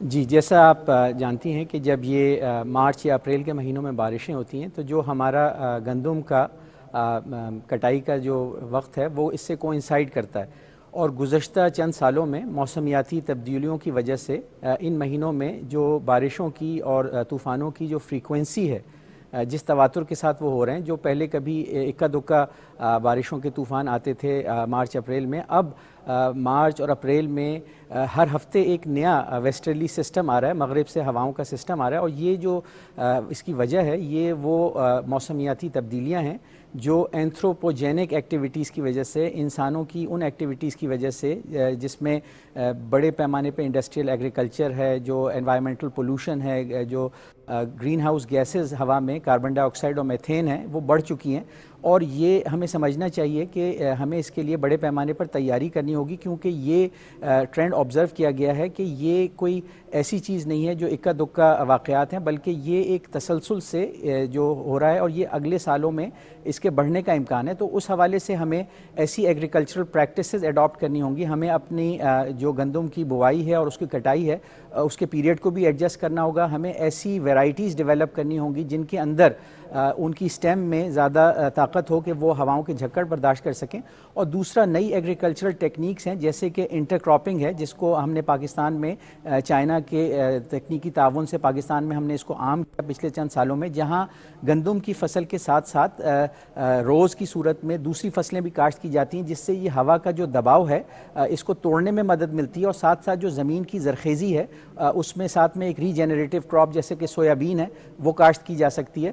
تو نتیجہ اس کا یہ ہوتا ہے کہ جو ہماری زمین ہے یہ ری جنریٹ ہوتی ہے، زمین جو ہے اس میں نائٹروجن فکسیشن ہوتی ہے، اور جو کاربن سائیکل ہم نے ڈسٹرب کر دی ہے، ہمیں کھیتوں میں ساتھ ساتھ درخت لگانے ہوں گے، ایلی کراپنگ کرنی ہوگی، ایگرو فارسٹری کے ساتھ چلنا پڑے گا تاکہ جو زمین ہے اس کے اندر کاربن اور موئسچر ریٹینشن بھی بڑھے، اور ساتھ ساتھ جو نائٹروجن کی سائیکل بھی ڈسٹرب ہو گئی ہے وہ ریسٹور ہو۔ تو یہ جو شارٹ ٹرم میں تو ہمارے فارمرز کو اس پہ نقصان ہوگا، حکومت کو ان کو سپورٹ کرنا چاہیے، لیکن پھر جو ایڈیپٹیشن ہے، نئی ویرائٹیز کی ڈیولپمنٹ اور اپنی ایگریکلچرل پریکٹسز کو تبدیل کرنا تاکہ ہم موسمیاتی تبدیلیوں کو دنیا کے ساتھ مل کر ان کا رخ موڑ سکیں. یہ اس میں درمیانی اور طویل المدتی جو اقدامات ہوں گے اس سے یہ جو انسانوں کی ایکٹیویٹیز کی وجہ سے انڈسٹریل ایگریکلچر سے انڈسٹریل پریکٹسز سے اور جو ہمارا سوشل سسٹم ہے جہاں کنزیومر اورینٹڈ سوسائٹی ہو گئی ہے, پلاسٹک کا بے دریغ استعمال ہو گیا ہے, جہاں پہ ہم فیول انرجی کے لیے اور خوراک کے لیے بے دریغ چیزیں ضائع کرتے ہیں, تو ہمیں ان چیزوں کو دیکھنا ہوگا, رینیوبل انرجی کی طرف جانا ہوگا اور ایگریکلچر پریکٹسز کو ٹرانسفارم کرنا ہوگا, اور جیسے میں نے کہا کہ انٹر کراپنگ اور ریجنریٹو سنٹروپک ایگریکلچر کی طرف جانا ہوگا. تو یہ ساری چیزیں جو ہیں اس سے ہم درمیانی اور طویل مدت میں یہ جو موسمیاتی تبدیلیاں ہیں, موسم ایک بدلتی ہوئی چیز ہے لیکن جو ہمارے پاس ڈیٹا ہے, جو ہماری آبزرویشن ہے, جو ہماری سیٹلائٹس ہمیں بتا رہی ہیں کہ یہ جو اب تبدیلیاں ہو رہی ہیں یہ ایک واضح ٹرینڈ ہے کہ اوسط درجہ حرارت بڑھتا جا رہا ہے, جس کے اثرات اگلے سالوں میں مزید موسمیاتی تبدیلیاں, جس سے ہماری زراعت اور خوراک کے اوپر بہت شدید سٹریس آ سکتا ہے جو بڑھتی ہوئی آبادی ہے. تو ہمیں اوور آل دنیا کے ساتھ مل کر تھنک گلوبلی ایکٹ لوکلی کہ اس پہ عمل کرنا ہوگا, اور ہمیں دنیا میں جو موسمیاتی تبدیلیوں کے لیے ایفرٹس ہیں جس میں ہم پاکستان ایک پارٹ اینڈ پارسل ہے, دنیا کا ایک بڑا ملک ہے جس کی آبادی اس وقت 250 ملین کراس کر چکی ہے اور اگلے 50 سال میں یہ 500 ملین کے قریب ہو جائے گی, اور پاکستان دنیا کا تیسرا یا چوتھا بڑا ملک ہوگا آبادی کے لحاظ سے. تو ہمیں اپنی خوراک کی ضروریات کو پورا کرنا ہے. ہمیں گرچہ ہم موسمیاتی تبدیلیوں میں بہت بڑا ایکٹر نہیں ہے کیونکہ ہمارا انڈسٹریل فٹ پرنٹ اتنا بڑا نہیں ہے, لیکن ہمیں دنیا کو سمجھانا ہوگا اور دنیا کے ساتھ مل کر ایک سینرجی کریٹ کرنی ہوگی. جہاں پہلے کہتے تھے کہ 1 اور 1 11 ہوتے ہیں, اب یہ کہا جاتا ہے 1 اور 1 اور 1 111 ہوتے ہیں. تو اگر ہم ہاتھ ملا کے آپس میں چلیں گے اور اپنے جو انڈسٹریل سیکٹر ہے اور ایگریکلچر سیکٹر ہے اس کو ٹیکنالوجی کی مدد سے ٹرانسفارم کریں گے, جہاں ٹیکنالوجی کے استعمال سے ہم اپنے پانی کے جو استعمال ہے اس کو کنٹرول کر سکتے ہیں, 50 to 60% فریش واٹر ایگریکلچر میں سیو کر سکتے ہیں اسپرنکلر سسٹم, ڈرپ سسٹم اور سینٹر پیوٹ اریگیشن سے. تو اس حوالے سے پھر ہم اپنی سوئل کی ہیلتھ کو بھی ریسٹور کر سکتے ہیں, اور ان موسمیاتی تبدیلیوں کے جو ایفیکٹس ہیں ان کو برداشت کرنے کے لیے ہم ایک بہتر سچویشن میں ہوں گے. ڈاکٹر صاحب, یہ تو ٹیکنالوجی کے ذریعے ممکن ہے کہ ہم فصل سے پیداوار بہتر لے لیں, ہم زمین کو اچھا کریں, لیکن جو قدرتی آفات آ رہی ہیں جس طرح سے طوفانی بارشیں ہو رہی ہیں, کم وقت میں بہت زیادہ بارش ہو جاتی ہے, اس سے کیسے نمٹا جائے؟ اور دوسرا, اب جو موسمی تبدیلی وقوع پذیر ہو چکی ہے اب تک, اس سے ربی کی فصل اور خریف کی فصلیں, کیا ان کی ٹائمنگز اور ان کا شیڈیول بھی شفٹ ہو رہا ہے؟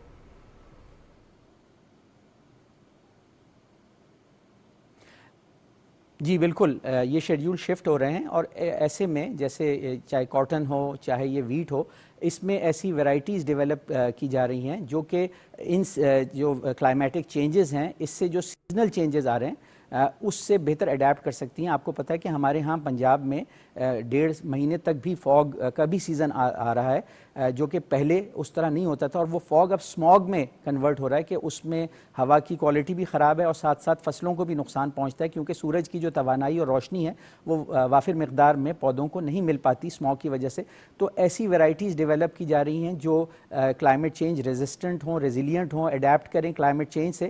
لیکن جیسے میں نے کہا کہ یہ ان سب کے اثرات درمیانی اور طویل مدت میں تو کلائمیٹ چینج کو ایفرٹ کے ذریعے ریورس کیا جا سکتا ہے, لیکن شارٹ ٹرم میں حکومت کو اپنے فارمرز کو مختلف طریقوں سے امداد دینی ہوگی. گندم کی جو سپورٹ پرائس ہے اس کو ایڈجسٹ کرنا ہوگا کیونکہ بہت سارے فارمرز کی 10, 20 اور ایون 30% فصل بھی ان بے وقت بارشوں سے اور ہواؤں اور طوفان سے ضائع ہو گئی ہے. تو اس میں شارٹ ٹرم جو انگیجمنٹ ہے وہ پروٹیکشن اورینٹڈ ہوگی اور سپورٹ اورینٹڈ ہوگی, لیکن لانگ ٹرم میں ہمیں چینجز لانے ہوں گے. ویرائٹی ڈیولپمنٹ جو ہمارے تحقیقاتی اداروں اور یونیورسٹیوں میں ہو رہی ہے اس کو تیز کرنا پڑے گا اپنے خطے کی جو موسمیاتی تبدیلیاں ان کے حساب سے. اور جیسے میں نے کہا کہ ایسی ویرائٹیز ڈیولپ کی جا رہی ہیں کہ جن کے اندر جو تنا ہوتا ہے وہ ذرا زیادہ مضبوط ہوتا ہے, ہوا کے دباؤ کو برداشت کر سکتا ہے, اور پھر جو فصل کاشت کی جائے اس میں درمیان میں گیپس دے کر چھوٹے سائز کی دوسری فصلیں جیسے کہ سویابین ہے وہ درمیان میں کاشت کی جائے تاکہ ہوا کا جو دباؤ ہے اس کو بہت زیادہ بڑھنے سے روکا جا سکے اور پھر گندم جو ہے وہ گرے گی نہیں، کیونکہ بے تحاشا گندم 10 سے 20% گندم گرنے کی وجہ سے وقت سے پہلے ضائع ہو جاتی ہے، اور اس کے بعد جو بے وقت بارش ہوتی ہے اگر ہم میکنائزیشن کریں گے تو اس کو ارلی جب ہارویسٹ کریں گے اور اس کو سٹور کر سکتے ہیں تاکہ اس میں نمی کی وجہ سے نمی آنے سے جو کیڑے پیدا ہو جاتے ہیں اور ضائع ہو جاتی گندم وہ نہیں ہوگی۔ صحیح ڈاکٹر صاحب، جس طرح آپ نے کہا کہ ہوا کے زور سے وہ دانہ گرے نہیں، یہ تو اڈیپٹیبلٹی کے لیے کچھ اقدامات ہیں۔ اب ہم دیکھ رہے ہیں کہ کلائمیٹ چینج آلریڈی ہو گئی ہے، بے موسمی بارشیں ہو رہی ہیں، فلڈز آ رہے ہیں، اور ان سے ہم 1 یا 2 سال میں نمٹ نہیں سکتے۔ تو اب ایسے میں ہمیں کیا کرنا ہوگا تاکہ آگے فیوچر میں ہماری ریسورسز کم نہ ہو، ہماری گندم کم نہ ہو، ہمارا ویٹ کم نہ ہو؟ کیا کوئی جینیٹک انجینئرنگ اس پہ کرنی ہوگی تاکہ یہ اس موسم میں سروائیو کر سکے، یا کسی اور موسم میں تھوڑا سا اس کو پیچھے کر دیا جائے، یہ تھوڑا سا آگے کر دیا جائے اس کی کاشت؟ کیا ہو سکتا ہے ایسے؟ ہم دیکھ رہے ہیں کہ اب across the globe climate change تو ہے، بارشیں تو ہوتی رہیں گی، تو کیا اب ہر سال ہمارے ساتھ یہی ہوگا یا اس میں کچھ کام ہو رہا ہے؟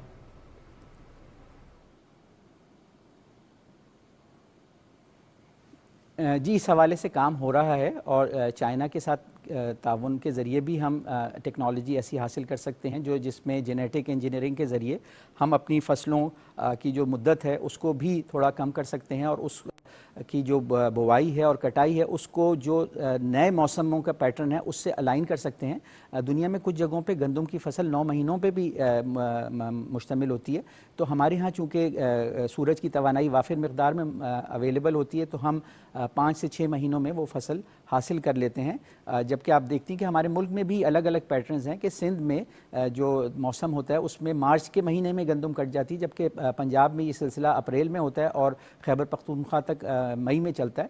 تو کچھ ہمارے پاس ویرائٹیز اویلیبل ہیں جن کے اندر ڈفرینٹ کیپیبلٹیز ہیں، مزید سائنٹیفک میتھڈ سے ڈیولپ کی جا سکتی ہیں۔ دوسرا یہ ہے کہ دنیا میں کلائمیٹ چینج کی وجہ سے واٹر سکیرسٹی اور واٹر سٹریس آ رہا ہے، تو جب یہ بے وقت کی بے شک بارشیں ہوتی ہیں تو اس سے ہمیں انجینئرنگ کے ذریعے اپنے جو گراؤنڈ واٹر ریزروائرز ہیں ان کو ریچارج کرنے کی ضرورت ہے اور مزید سٹوریج سسٹمز بنانے کی ضرورت ہے، تاکہ یہ جو تازہ پانی ہے جو دنیا میں تمام تر پانی ہے اس کا تازہ پانی 1% سے بھی کم حصہ ہے جو اس وقت ضائع ہو جاتا ہے، بارش کے بعد تباہی پھیلا دیتا ہے۔ تو ہمیں مختلف چینلز، کینالز اور ریزروائرز، سٹوریج سسٹمز ابو گراؤنڈ اور انڈر گراؤنڈ ایکسپلائٹ کرنے کی ضرورت ہے تاکہ ہم اس پانی کو سٹور کر سکیں اور اس کو ضرورت کے وقت استعمال کر سکیں۔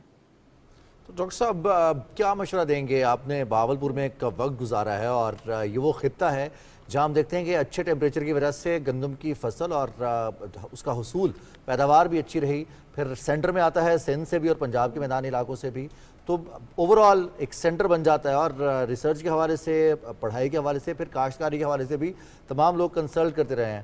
بتائیے گا کیا مشورہ دے گی آپ کسانوں کو اس موسمیاتی تبدیلی کی وجہ سے کیا کرنا چاہیے فوراً؟ جیسے مانور نے آپ سے پوچھا تھا کہ ہمیں وہ کون سے ایسے جنگی بنیادوں پر اقدامات کرنے ہیں کہ ہم اگلے سال ان نقصانات سے محفوظ رہ سکیں۔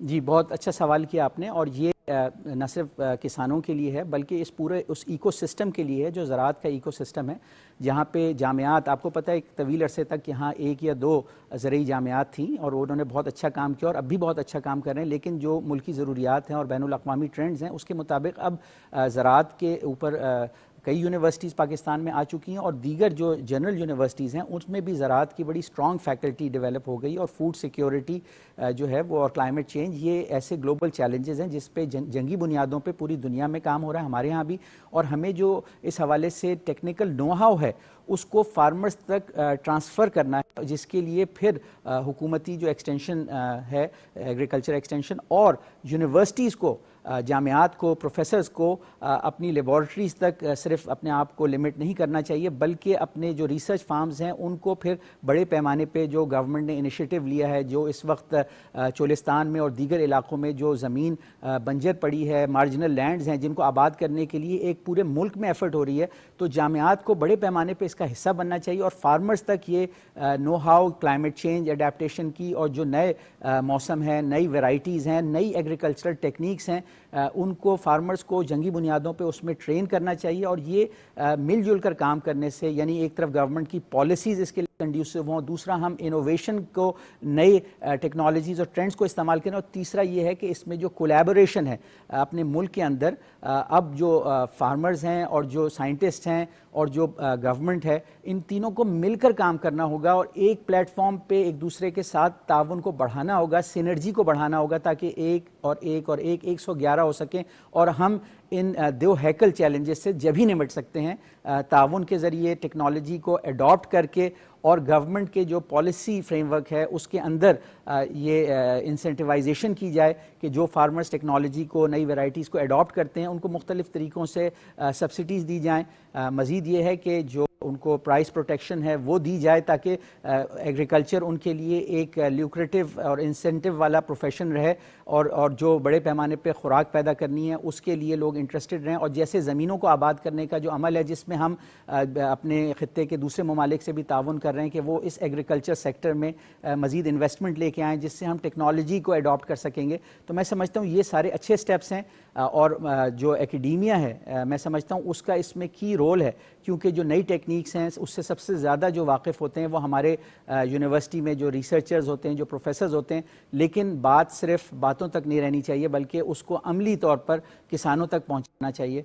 तो इसकी हम एफर्ट्स करते रहे हैं। इंटरक्रॉपिंग की जो टेक्नोलॉजी है, नई वैराइटीज़ की डेवलपमेंट है, चाहे वो कॉटन हो या वीट हो, जो इस वक्त नई वैरायटी आई है अकबर पाकिस्तान में बहुत कामयाब हो रही है, जहां अब हम औसत जो हमारे पूरे मुल्क की एवरेज थी तकरीबन 30 मंस पर एकड़, उसको हमें दुनिया से मुताबिकत ले जाते हुए 60 से 70 मन पर एकड़ पे ले जाने के आसार पैदा हो रहे हैं। तो मैं समझता हूँ कि कुछ अच्छी अपॉर्चुनिटीज़ भी हमारे सामने हैं और ये चैलेंजेस जो हैं ये क्लाइमेट चेंज के और फूड सिक्योरिटी के, ये हमें ड्राइव करेंगे, हमें मजबूर कर रहे हैं और हमें अपनी एफर्ट्स को कंबाइन करना होगा, इनोवेशन को कंबाइन करना होगा और सिनर्जी लेकर आनी होगी तमाम सेक्टर्स में। बिल्कुल, जैसे डॉक्टर साहब आपने कहा कोलैबोरेशन, सिनर्जी ये बहुत ज़्यादा ज़रूरी है और अब हम देख रहे हैं कि थर में भी ऐसा हो रहा है कि वहाँ पे भी हम देखते हैं कि काश्त की जा रही हैं फसलें और लोगों को अवेयर भी किया जा रहा है कि इसको आप यूटिलाइज़ कैसे कर सकते हैं। बहुत सी वहाँ पे ऑर्गेनाइजेशंस काम कर रही हैं, स्टूडेंट्स काम कर रहे हैं, रिसर्चर्स काम कर रहे हैं। अब ऐसे में छोटे लेवल पे फसलें उगाना, स्टूडेंट्स जो कि ऑलरेडी इस फील्ड से रिलेटेड है, जो लोग इस पर काम करें, रिसर्चर्स है इस फील्ड में, उनको किस तरह हम जो है ऑब्वियसली कन्विंस कर सकते हैं, क्योंकि उस पर कुछ इंसेंटिव्स होंगे तो लोग इस तरफ आएंगे। एक कंसेप्ट आया था किचन गार्डन का, जिससे बहुत से लोगों को जब पता चला कि ऑब्वियसली जिस तरह इन्फ्लेशन हो रही है तो उनको हेल्प आउट करें। इसी तरह छोटे लेवल पे हम देखते हैं कि अगर हम नॉर्दर्न एरियाज़ में जाएं, कश्मीर में जाएं, तो हर घर में थोड़ा सा ऐसी जगह है जहाँ पे मकई उगाई गई है, यानी कि अपने घर के लिए जो है थोड़ा थोड़ा लोग कर रहे हैं। तो अब ऐसे में जो लोग ऑलरेडी इस पर काम कर रहे हैं, पढ़े लिखे लोग, जो रिसर्चर्स हैं, उनके लिए इंसेंटिव्स कितने ज़्यादा ज़रूरी हैं, और ख़ास तौर पे इन तमाम ऑर्गेनाइजेशंस के जिसकी सिनर्जी के हवाले से हम बात करें, इनका सोशल मीडिया पे कितना ज़्यादा रोल है, क्योंकि अक्रॉस द ग्लोब हम देख रहे हैं कि सोशल मीडिया पे इस तरह के ट्यूटोरियल्स, इस तरह की videos, information based videos disseminate की जाती हैं ताकि आवाम को शऊर उजागर हो। अब उसमें ये कंसेप्ट नहीं आता कि अगर जो पढ़ा लिखा नहीं है वो खेती बाड़ी करेगा, अब ये समझा जाता है जो पढ़ा लिखा है, जिसको लेटेस्ट टेक्नोलॉजी का इल्म है, वो करेगा। तो ये पाकिस्तान में कितना ज़्यादा ज़रूरी है?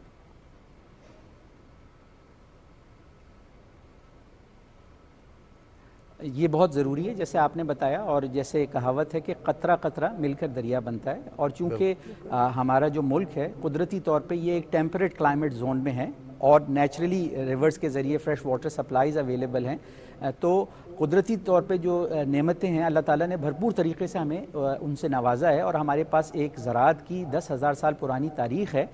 तो उस हवाले से हम कुछ हमें एडवांटेजेस हासिल हैं, लेकिन जो नई टेक्नोलॉजी की एडॉप्शन है, जैसे आपने कहा सोशल मीडिया और इंटरनेट और यूट्यूब के ज़रिए नॉलेज की जो डिसेमिनेशन है उसको बहुत तेज़ रफ्तार बनाया जा सकता है और जो लोकल एक्सपीरियंसेस हैं उनको स्प्रेड किया जा सकता है। सोशल मीडिया का एक बहुत बड़ा बेनिफिट ये है कि इंफॉर्मेशन और कंटेंट के जो प्रोड्यूसर्स हैं वो चंद सेंट्रलाइज प्रोड्यूसर्स के बजाय आम आवाम जो हैं वो कंटेंट के प्रोड्यूसर बन सकते हैं। तो इसका जो बेहतरीन इस्तेमाल है सोशल मीडिया का, ये दो धारी तलवार है। तो हमें अपने माशरे में जो इसके ख़राब इस्तेमाल है कि जिससे फेक न्यूज़ फैलाई जाती है, उन सब चीज़ों को और बेचैनी फैलाने के बजाय ये जो सक्सेस स्टोरीज़ हैं, ऐसी केस स्टडीज़ हैं जहाँ लोगों ने अच्छी एक्टिविटीज़ की लोकली, चाहे वो आपने जैसे कहा किचन गार्डनिंग है, डेफिनेटली ये भी उस पूरी एफर्ट का हिस्सा है कि जो हमारे अर्बन सेंटर्स हैं जहाँ बीच में पैचेस ऑफ लैंड अवेलेबल होते हैं या घरों के अंदर جب لارج بڑے پیمانے پہ پروڈکشن ہوگی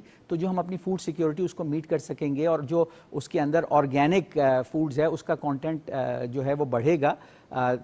تو بالکل یہ ساری چیزیں ہمیں اس میں کمبائن کرنی ہوں گی، اور ایک ریئلائزیشن ہونی چاہیے جیسے ینگ لوگ ہیں، اور گورنمنٹ ابھی کر بھی رہی ہے، اور میں سمجھتا ہوں اس کو بڑھانے کی ضرورت ہے کہ انکیوبیٹ کی جائیں چھوٹے سیٹ اپس ایسے کہ جو 1 ایکڑ یا اس سے کم رقبے کے اوپر کس طرح ایک پروفیٹیبل فارم لگایا جا سکتا ہے، تاکہ بہت سارے ینگ لوگ بجائے اس کے کہ وہ نوکریوں کے انتظار میں بیٹھے رہیں، بلکہ ان کو مارجنل لینڈز اور انڈیولپڈ لینڈز دی جا سکتی ہیں، اور ان کو انکیوبیٹ کیا جا سکتا ہے، گریجویٹ کیا جا سکتا ہے. اس میں پوری دنیا میں ریسیپیز اویلیبل ہیں کہ 1 ایکڑ یا 2 ایکڑ کے اوپر ایک پروفیٹیبل فارم، جس سے آپ اربن سینٹرز کے قریب ہی ویجیٹیبل پروڈکشن اور ویلیو ایڈڈ سیلڈز اور پروڈکشن کر سکتے ہیں، کہ آپ اکنامکلی بھی اپنے فیملی کو سسٹین کر سکتے ہیں، اور جو فوڈ سیکیورٹی ہے اس کو انہینس کر سکتے ہیں، اور ایک جو سوسائٹی کے اندر انٹرپرینیوریل کلچر ہے اس کو آپ فروغ دے سکتے ہیں.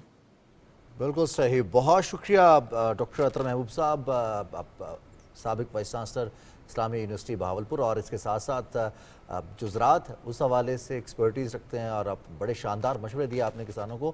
اور مہنور جو ہم بات کر رہے تھے کہ نہ صرف ہم ایسے فوڈ حاصل کر سکتے ہیں بلکہ بہت سارے بایو فیول کے حصول کے بھی طریقہ کار ہیں جو سوشل میڈیا سے، اور پاکستان ٹیلی ویژن کا یہ خاصہ رہا ہے کہ ہم نے ہمیشہ آپ تک موسم کی صورتحال پہنچائی، کاشتکاروں کے لیے پیغامات دیے موسم کے مطابق اور فصلوں کی کاشت کے حوالے سے. اب یہ وقت ہے کہ ہم تمام لوگ، وہ کسی بھی میڈیا سے ہوں، سوشل میڈیا سے ہوں، مین اسٹریم میڈیا سے ہوں، وہ اس ذمہ داری کو نبھائیں تاکہ ہم ان چیلنجز پر مل کر قابو پا سکیں. بالکل جناب، جہاں ہم چیلنجز پر مل کر قابو پانے کے حوالے سے بات کرتے ہیں تو یہ چیلنج صرف پاکستان کا نہیں ہے، اکراس دا گلوب یہی چیلنج ہے. اور آج ورلڈ ارتھ ڈے بھی ہے کہ ہم تمام لوگوں نے مل کر اس زمین کا تحفظ کرنا ہے، کیونکہ جتنا ہم اس زمین کا خیال رکھیں گے اتنا ہی ہماری آگے آنے والی جو نسلیں ہیں وہ ایک پیسفل وے میں اور ایک بہتر زندگی گزار سکیں گی. مظہر شہزاد صاحب ہمارے ساتھ پروگرام میں ہیں اور تخلیق کرتے ہیں کوئی ایسی چیز جو کہ ہمارے معاشرے کی عکاسی کر رہی ہو، ہمارے ارد گرد کوئی ایسی پرابلمز ہیں، کوئی ایسی چیز ہے اس کی عکاسی کر رہی ہو. تو اب ہم رخ کرتے ہیں مظہر شہزاد صاحب کا. جی مظہر بھائی، لگتا ہے آپ نے کچھ اسی حوالے سے اچھا ایک جملہ بولا جاتا تھا کہ زمانے کے فلاں شخص پر زمین تنگ کر دی گئی. ہم نے کہا کہ نہیں، ہم زمین کو تنگ کریں گے. ہم نے زمین کو تنگ کرنا شروع کر دیا ہر لحاظ سے.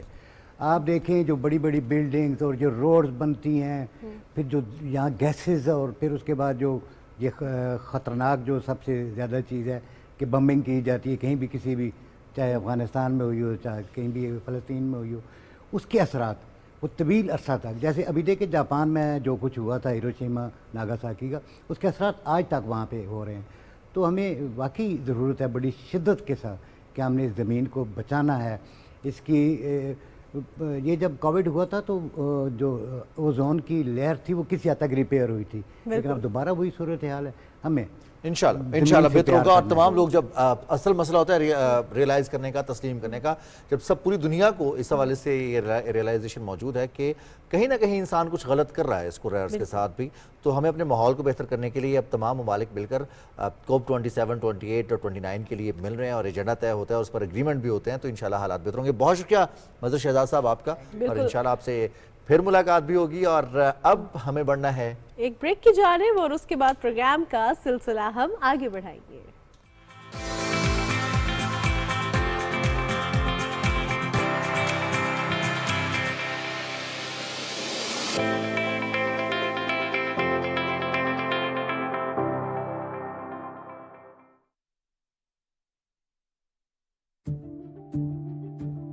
سچ کیا ہے اور فریب کیا؟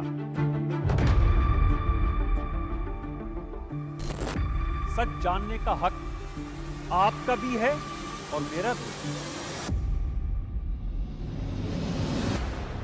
کیا کر رہے ہیں ہم سچ کے ساتھ انصاف؟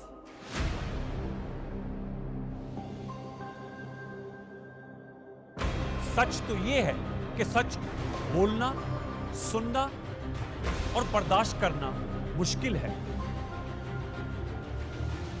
کوشش جاری رکھیں گے حقائق سامنے لانے کی اور جھوٹ کا پردہ چاک کرنے کی. پروگرام سچ تو یہ ہے میں دیکھیے سید انوار الحسن کے ساتھ رات 10:05 پر صرف پی ٹی وی نیوز پر.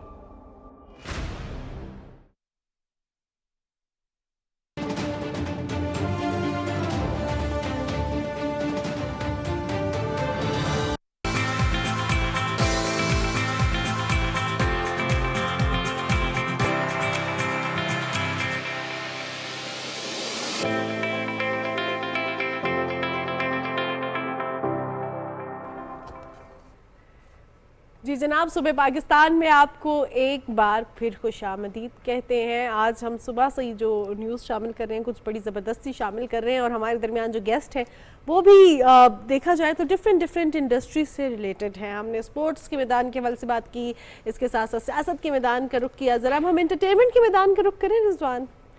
जी बिल्कुल कर लेते हैं। और एंटरटेनमेंट में अब अपॉर्चुनिटीज़ क्या हैं एंटरटेनमेंट की? बहुत से लोग एंटरटेन होते हैं दूसरों को अच्छा खेलता देखकर, अच्छा परफॉर्म करता देखकर। कुछ लोग एंटरटेन होते हैं खुद से बातें करके, और कुछ लोग एंटरटेन होते हैं दूसरों की कॉपी करके, या वो क्या है मिमिक्री करके। लेकिन कुछ लोग ऐसे होते हैं जो बिल्कुल बेस से स्टार्ट करते हैं और फिर वो अपना नाम बनाते हैं, और उनको जो मौका मिलता है उसमें वो अपना बेस्ट परफॉर्म करते हैं। फिर दुनिया उनको के नाम से जानती है या फिर उनके उस किरदार से जानती है जिसकी जो उनकी वजह शोहरत बनती है। बिल्कुल जनाब, उनके नाम से जानती है या उनके काम से जानती है। तो हमारे दरमियान भी ऐसा नाम मौजूद है, सारा नीलम, जो कि अदाकारा है, मॉडल है और उभरती हुई अदाकारा है। उनके ड्रामास आपने स्क्रीन पर देखे होंगे, बड़े ज़बरदस्त है, बड़ी यूथफुल से ड्रामास कर रही हैं, और आज उन्होंने हमें सुबह पाकिस्तान में ज्वाइन किया है। तो सारा आपको प्रोग्राम में खुशामदीद कहते हैं। सारा ये बताइएगा कि आगाज़ कब किया? स्कूल कॉलेज में जो है अक्सर औकात ऐसा होता है कि हमें चांसेस मिलते हैं तो हम एक्ट करते हैं, या जब प्रॉपर्ली इस फील्ड में आई तो तभी ट्राई किया था? नहीं, मैं फर्स्ट ईयर के एग्ज़ाम्स दे रही थी, और तब उस टाइम पे मेरे फ्रेंड्स भी नहीं थे, तो ऐसे ही मैं ज़्यादा सोशल मीडिया पे थी। तो मैंने एक दिन सोचा कि मैं एक्टिंग करती हूँ, मतलब मुझे भी करनी है। लेकिन मैंने जब मामा के पास गई कि मामा मुझे एक्टिंग करनी है, तो उन्होंने मुझे कहा कि ज़्यादा फजूल बातें नहीं करो, तुम्हें कॉन्फिडेंस नहीं है। मैंने कहा मैं तो एक्टर बन के दिखाऊंगी आपको, दिखना। देन मैंने उनको बताया कि मुझे कराची जाना है, सिट्रस टैलेंट एजेंसी थी। मैं वहाँ गई और मैंने वहाँ पे ऑडिशन दिया, और उन्होंने मुझे कहा आप सेलेक्ट हो। देन कमर्शियल्स मैंने स्टार्ट किए, और फिर उसी साथ मुझे हुआ कि कमर्शियल्स मेरे टाइप के नहीं, मुझे ड्रामास करना, ख़ुद को दिखाना है कि मैं एक्टिंग कर सकती हूँ। क्योंकि कमर्शियल्स में आपने देखा होगा कि वहाँ पे डायलॉग्स नहीं होते, ज़्यादातर ऐसे ही होता है। फिर मैंने वहाँ पे स्टार्ट की एक्टिंग, और फिर मैं खुद प्रोडक्शन हाउसेस मैंने सर्च किए, जबकि कराची मेरे लिए बिल्कुल न्यू सिटी था, क्योंकि मैं इस्लामाबाद में, मेरे पेरेंट्स इस्लामाबाद में, मैं खुद कराची अकेली गई, और मैंने वहाँ पे एज अ पेन गेस्ट रही, बहुत चीज़ें देखी। तो फिर मैंने प्रोडक्शन हाउस में गई, तो मैंने स्टार्ट लिया, और एक दिन मतलब ये हॉस्टल जो ड्रामा मेरा बहुत हिट जा रहा है, उसमें ये सीन हुआ कि मैं कैफ़े में बैठी हुई थी, तो मुझे GM मिलते हैं रेडी के बात सुने, आप बेटा क्या करते हो? मैंने कहा मैं एक्टिंग करने आई हूँ। तो उन्होंने मुझे कहा कि मेरे ड्रामा में काम करोगी? मुझे लगा कि शायद वो मजाक कर रहे हैं। मैंने कहा हाँ करूँगी, लेकिन मुझे लग रहा है आप जोक कर रहे हैं। कहते नहीं बेटा, कल ऑफिस आना तो कॉन्ट्रैक्ट साइन कर लेना। तो वो कुछ ऐसा हुआ कि जब मैंने कॉन्ट्रैक्ट साइन किया, और वो 7 मंथ्स का वर्क था, कि वो इतना हिट गया कि लोग मुझे जानते हैं कि वो एमन है। ज़बरदस्त। तो ये शौक सारा में पहले से था? घर में एक्टिंग करती थी पेरेंट्स के साथ, बाकी बहन भाइयों के साथ, कजन्स के साथ कुछ होता था ऐसे एक्ट कर लिया कुछ ना कुछ, जिससे हम कहते हैं बहाने बनाना, और वहाँ से फिर स्टार्ट आता है? हाँ, लेकिन मेरी फैमिली में कोई भी मीडिया में नहीं है। अच्छा। और मैं ना टिकटॉक वगैरह ऐसा कुछ भी नहीं। लेकिन मुझे बस पता नहीं, जब भी मैं रोना धोना करती थी, मामा कहती थी ड्रामे कर रही है, तो वही करते करते मैं बाकी ड्रामास में चली गई। अच्छा, ऐसे होता है कि घर में जो बच्चा होता है ना, जब अपनी बात मनवानी है तो रोना शुरू कर देते हैं। तो अभी अगर आपको हम कहें कि आपने अचानक से रोना है, अचानक से हंसना है, तो can you like switch your moods? Obviously you are an actor. कितना टाइम लेती है वैसे कैरेक्टर में जाने के लिए? टाइम नहीं ज़्यादा, क्योंकि हम लोग जब ड्रामा कर रहे होते हैं ना, तो सिचुएशन को पहले हम समझ रहे होते हैं कि यार उसमें कितना हमें किस कैरेक्टर में जाना है। अगर वो बहुत फ़नी है तो हम लोग अपने आप को रोज़ाना इसी बेस में जी रहे होते हैं। नॉर्मली लाइफ में भी हम वही अपना कैरेक्टर बना लेते हैं, लेकिन अगर हमें सैड रहना है, जैसे इमोशनल है, तो फिर हम लाइफ में भी इमोशनल रहने यानी कि कैरेक्टर में जाना आसान है, निकलना ज़रा मुश्किल होता है। आप उसी कैरेक्टर में रह जाते हैं। अभी भी मैं अगर चुप बैठती हूँ ना, तो मुझे फादर कहते हैं वो तुम कुछ सोच रही हो? मैं कहती हूँ नहीं पापा, मैं कुछ नहीं सोच रही। कहते नहीं, मुझे लग रहा है तुम सोच रही हो। क्योंकि वो उस कैरेक्टर में। हाँ, क्योंकि मैं उस तरह हो गई हूँ। अच्छा, होता ही है, जैसे आपने हॉस्टल का जिक्र किया है, तो कुछ कैरेक्टर्स ऐसे हमारे होते हैं जो कि वो हमारे लिए एक तरह से लेबल बन जाते हैं। हम कहीं भी जाते हैं तो लोग उसी तरह से हमें परसीव करते हैं कि ये जैसे वहाँ पर एक्ट कर रही हैं, नॉर्मल ज़िंदगी में भी वैसी ही होगी। कुछ ऐसा हुआ कि वैसे ही ट्रीटमेंट करने की कोशिश की लोगों ने बाहर, जिन्होंने ड्रामा देखा, जब मिले तो उन्होंने कहा कि तो जो हॉस्टल में करती हो वही हमारे साथ आम जिंदगी में करती है? क्योंकि अभी उधर हॉस्टल में मेरा कैरेक्टर था कि थोड़ा नेगेटिव एंड एपिसोड में चला गया था कि मैं ड्रग्स वगैरह ले रही हूँ, तो ये वो, तो लोगों ने उसके बाद ना मुझे कहा कि आप वाकई ही वो चीज़ सच्ची में करते हैं। मैंने कहा नहीं नहीं, वो सच्ची में नहीं था, वो नमक था, आप लोग जिसको समझ रहे हो वो नमक था, और ऐसा कुछ भी नहीं है। क्योंकि हम लोग, और अक्सर लोगों को होता है कि यार आप ड्रामाज वाले जो होते हैं वो ज़्यादा एटीट्यूड वाले होते हैं, ये कुछ ऐसा होता है, लेकिन आप तो सबके साथ एक जैसी हो, लाइक जैसी स्क्रीन पे चुलबुली सी, वैसी रियल में भी हो।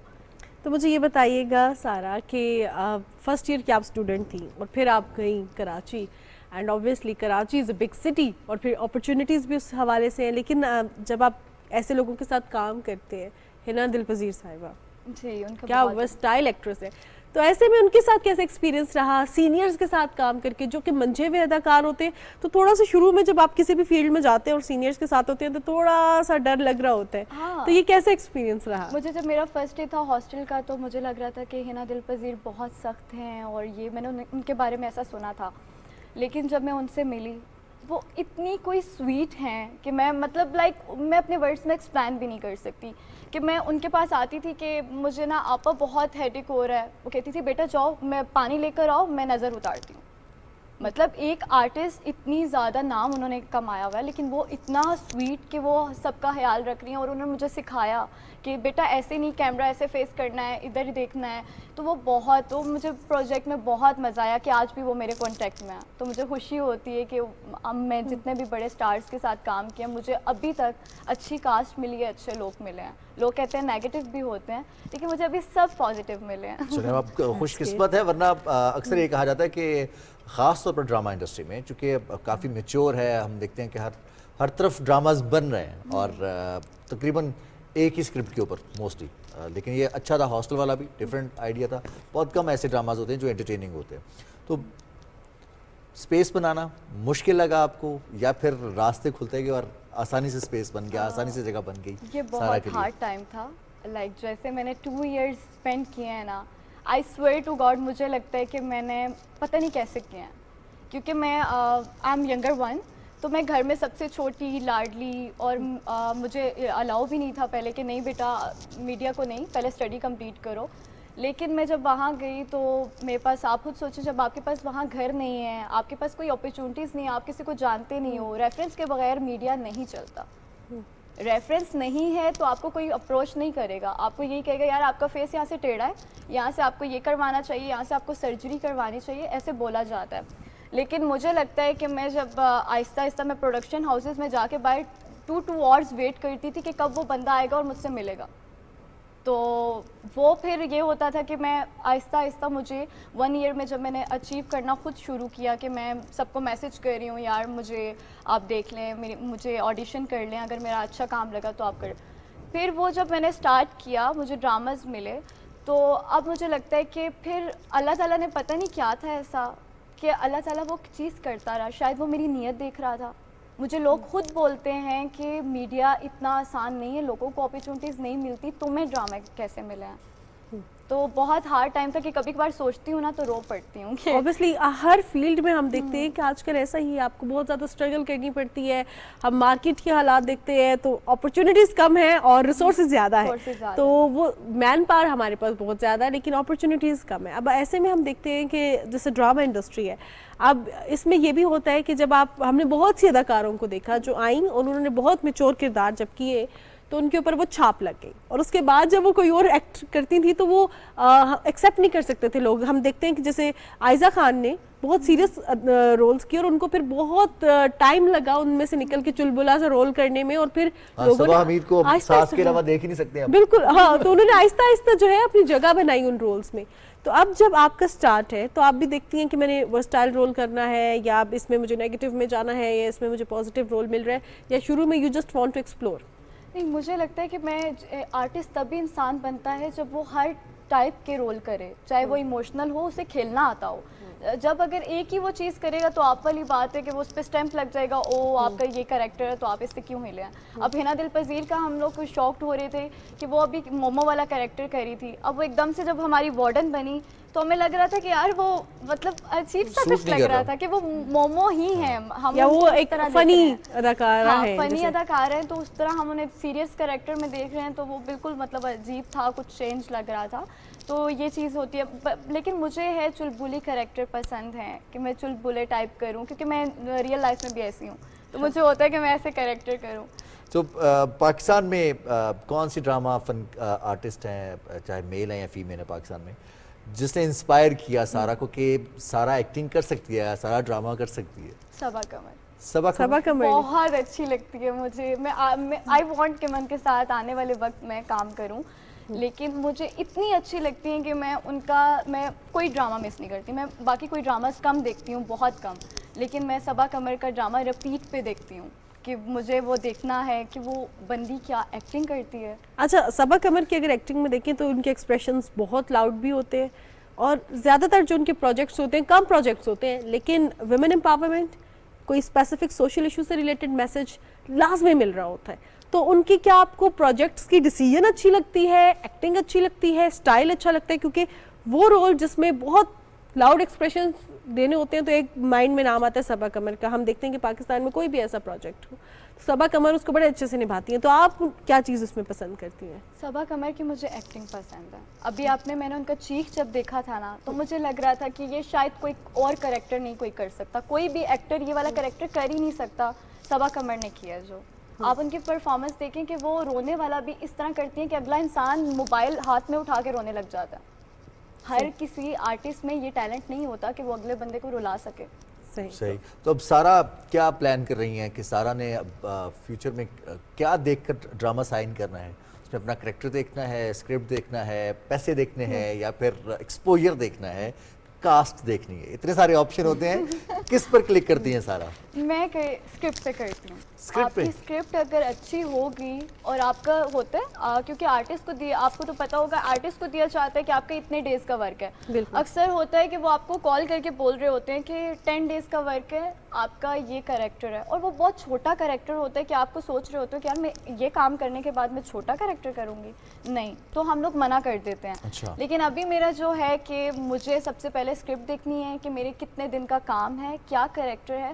تو میں ابھی مطلب بہت زیادہ چوزی ہو گئی ہوں کہ مجھے چوز کرنا ہے کہ کون سا پروجیکٹ اچھا ہے, کون سی سٹوری اچھی ہے. مجھے چھوٹے کریکٹرز نہیں کرنا ہے, مجھے اور آگے کام کرنا ہے, چاہے مجھے 6 منتھس کوئی کام نہ ملے, لیکن میں اب چوزی ہو گئی ہوں کہ مجھے کچھ چوز کرنا ہے. وہ اکثر لوگ کہتے ہیں کہ نخرہ آ گیا ہے. نخرہ آ گیا. اچھا سارا, یہ بتائیں کہ ابھی تک یہ جو آپ نے ڈفرینٹ ڈراماز جو دیکھ رہی ہیں یا بڑی اسکرین, کون سا آپ کو ایسا رول لگتا ہے جو کسی اور اداکارہ نے کیا اور آپ اگر کرتی ہیں تو اسے صحیح سے نبھا لیتی ہیں جیسے اس اداکارہ نے نبھایا؟ ایسے تو بہت نام ہے, کوئی ایک دو مجھے ابھی کام کرنا ہے.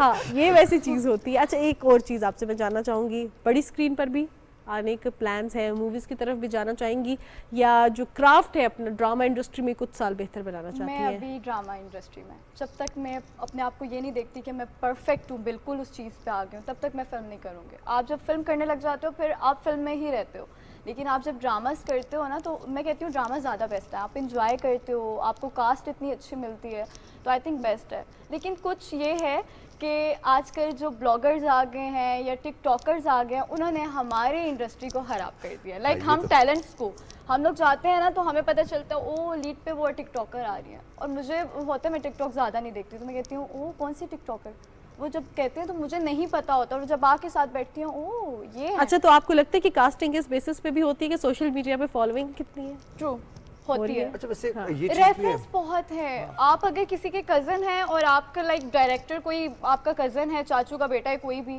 تو آپ فوراً لیڈ پہ ہوگا, آپ کو بے شک ایکٹنگ آتی. مجھے یہ چیز ہے, میں کہتی ہوں کہ یار مطلب ٹیلنٹ بیس اب چل ہی نہیں رہا, ریفرنس چل رہی ہے. آپ کو بے شک, لیکن آپ تو مثال ہے نا سب کے سامنے. جی, آپ خود تو مثال ہے نا سب کے سامنے. لیکن میں نے اسٹرگل کیا. آج کل نا اسٹرگل کے بغیر لوگوں کو اتنا اوپر پہنچا دیا. ہمارے بھی جو پروڈیوسر ہیں ہمارے چاچو کے بیٹے تو یہ بیسیکلی اسٹرگل از ویری ہم ان کے چاچو کے بیٹے. بالکل. سارا, آپ کے لیے بہت ساری نیک تمنائیں, آپ کامیاب ہوں, مزید کامیابیاں سمیٹیں, اور پاکستان کے جو صرف ڈرامہ نہیں بلکہ باقی جو فیلڈز ہیں اس میں بھی آپ نام کمائیں.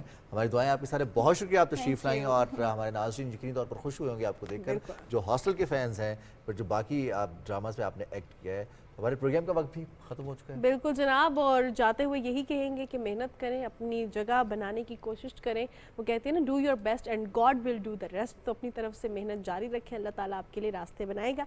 आज के प्रोग्राम से इतना ही। अपनी मेज़बान माहनूर कुरैशी और रिजवान अली को इजाज़त दीजिए। इंशाल्लाह कल सुबह आपसे मुलाकात होगी। अपना बहुत सारा ख्याल रखिएगा। अल्लाह हाफिज़।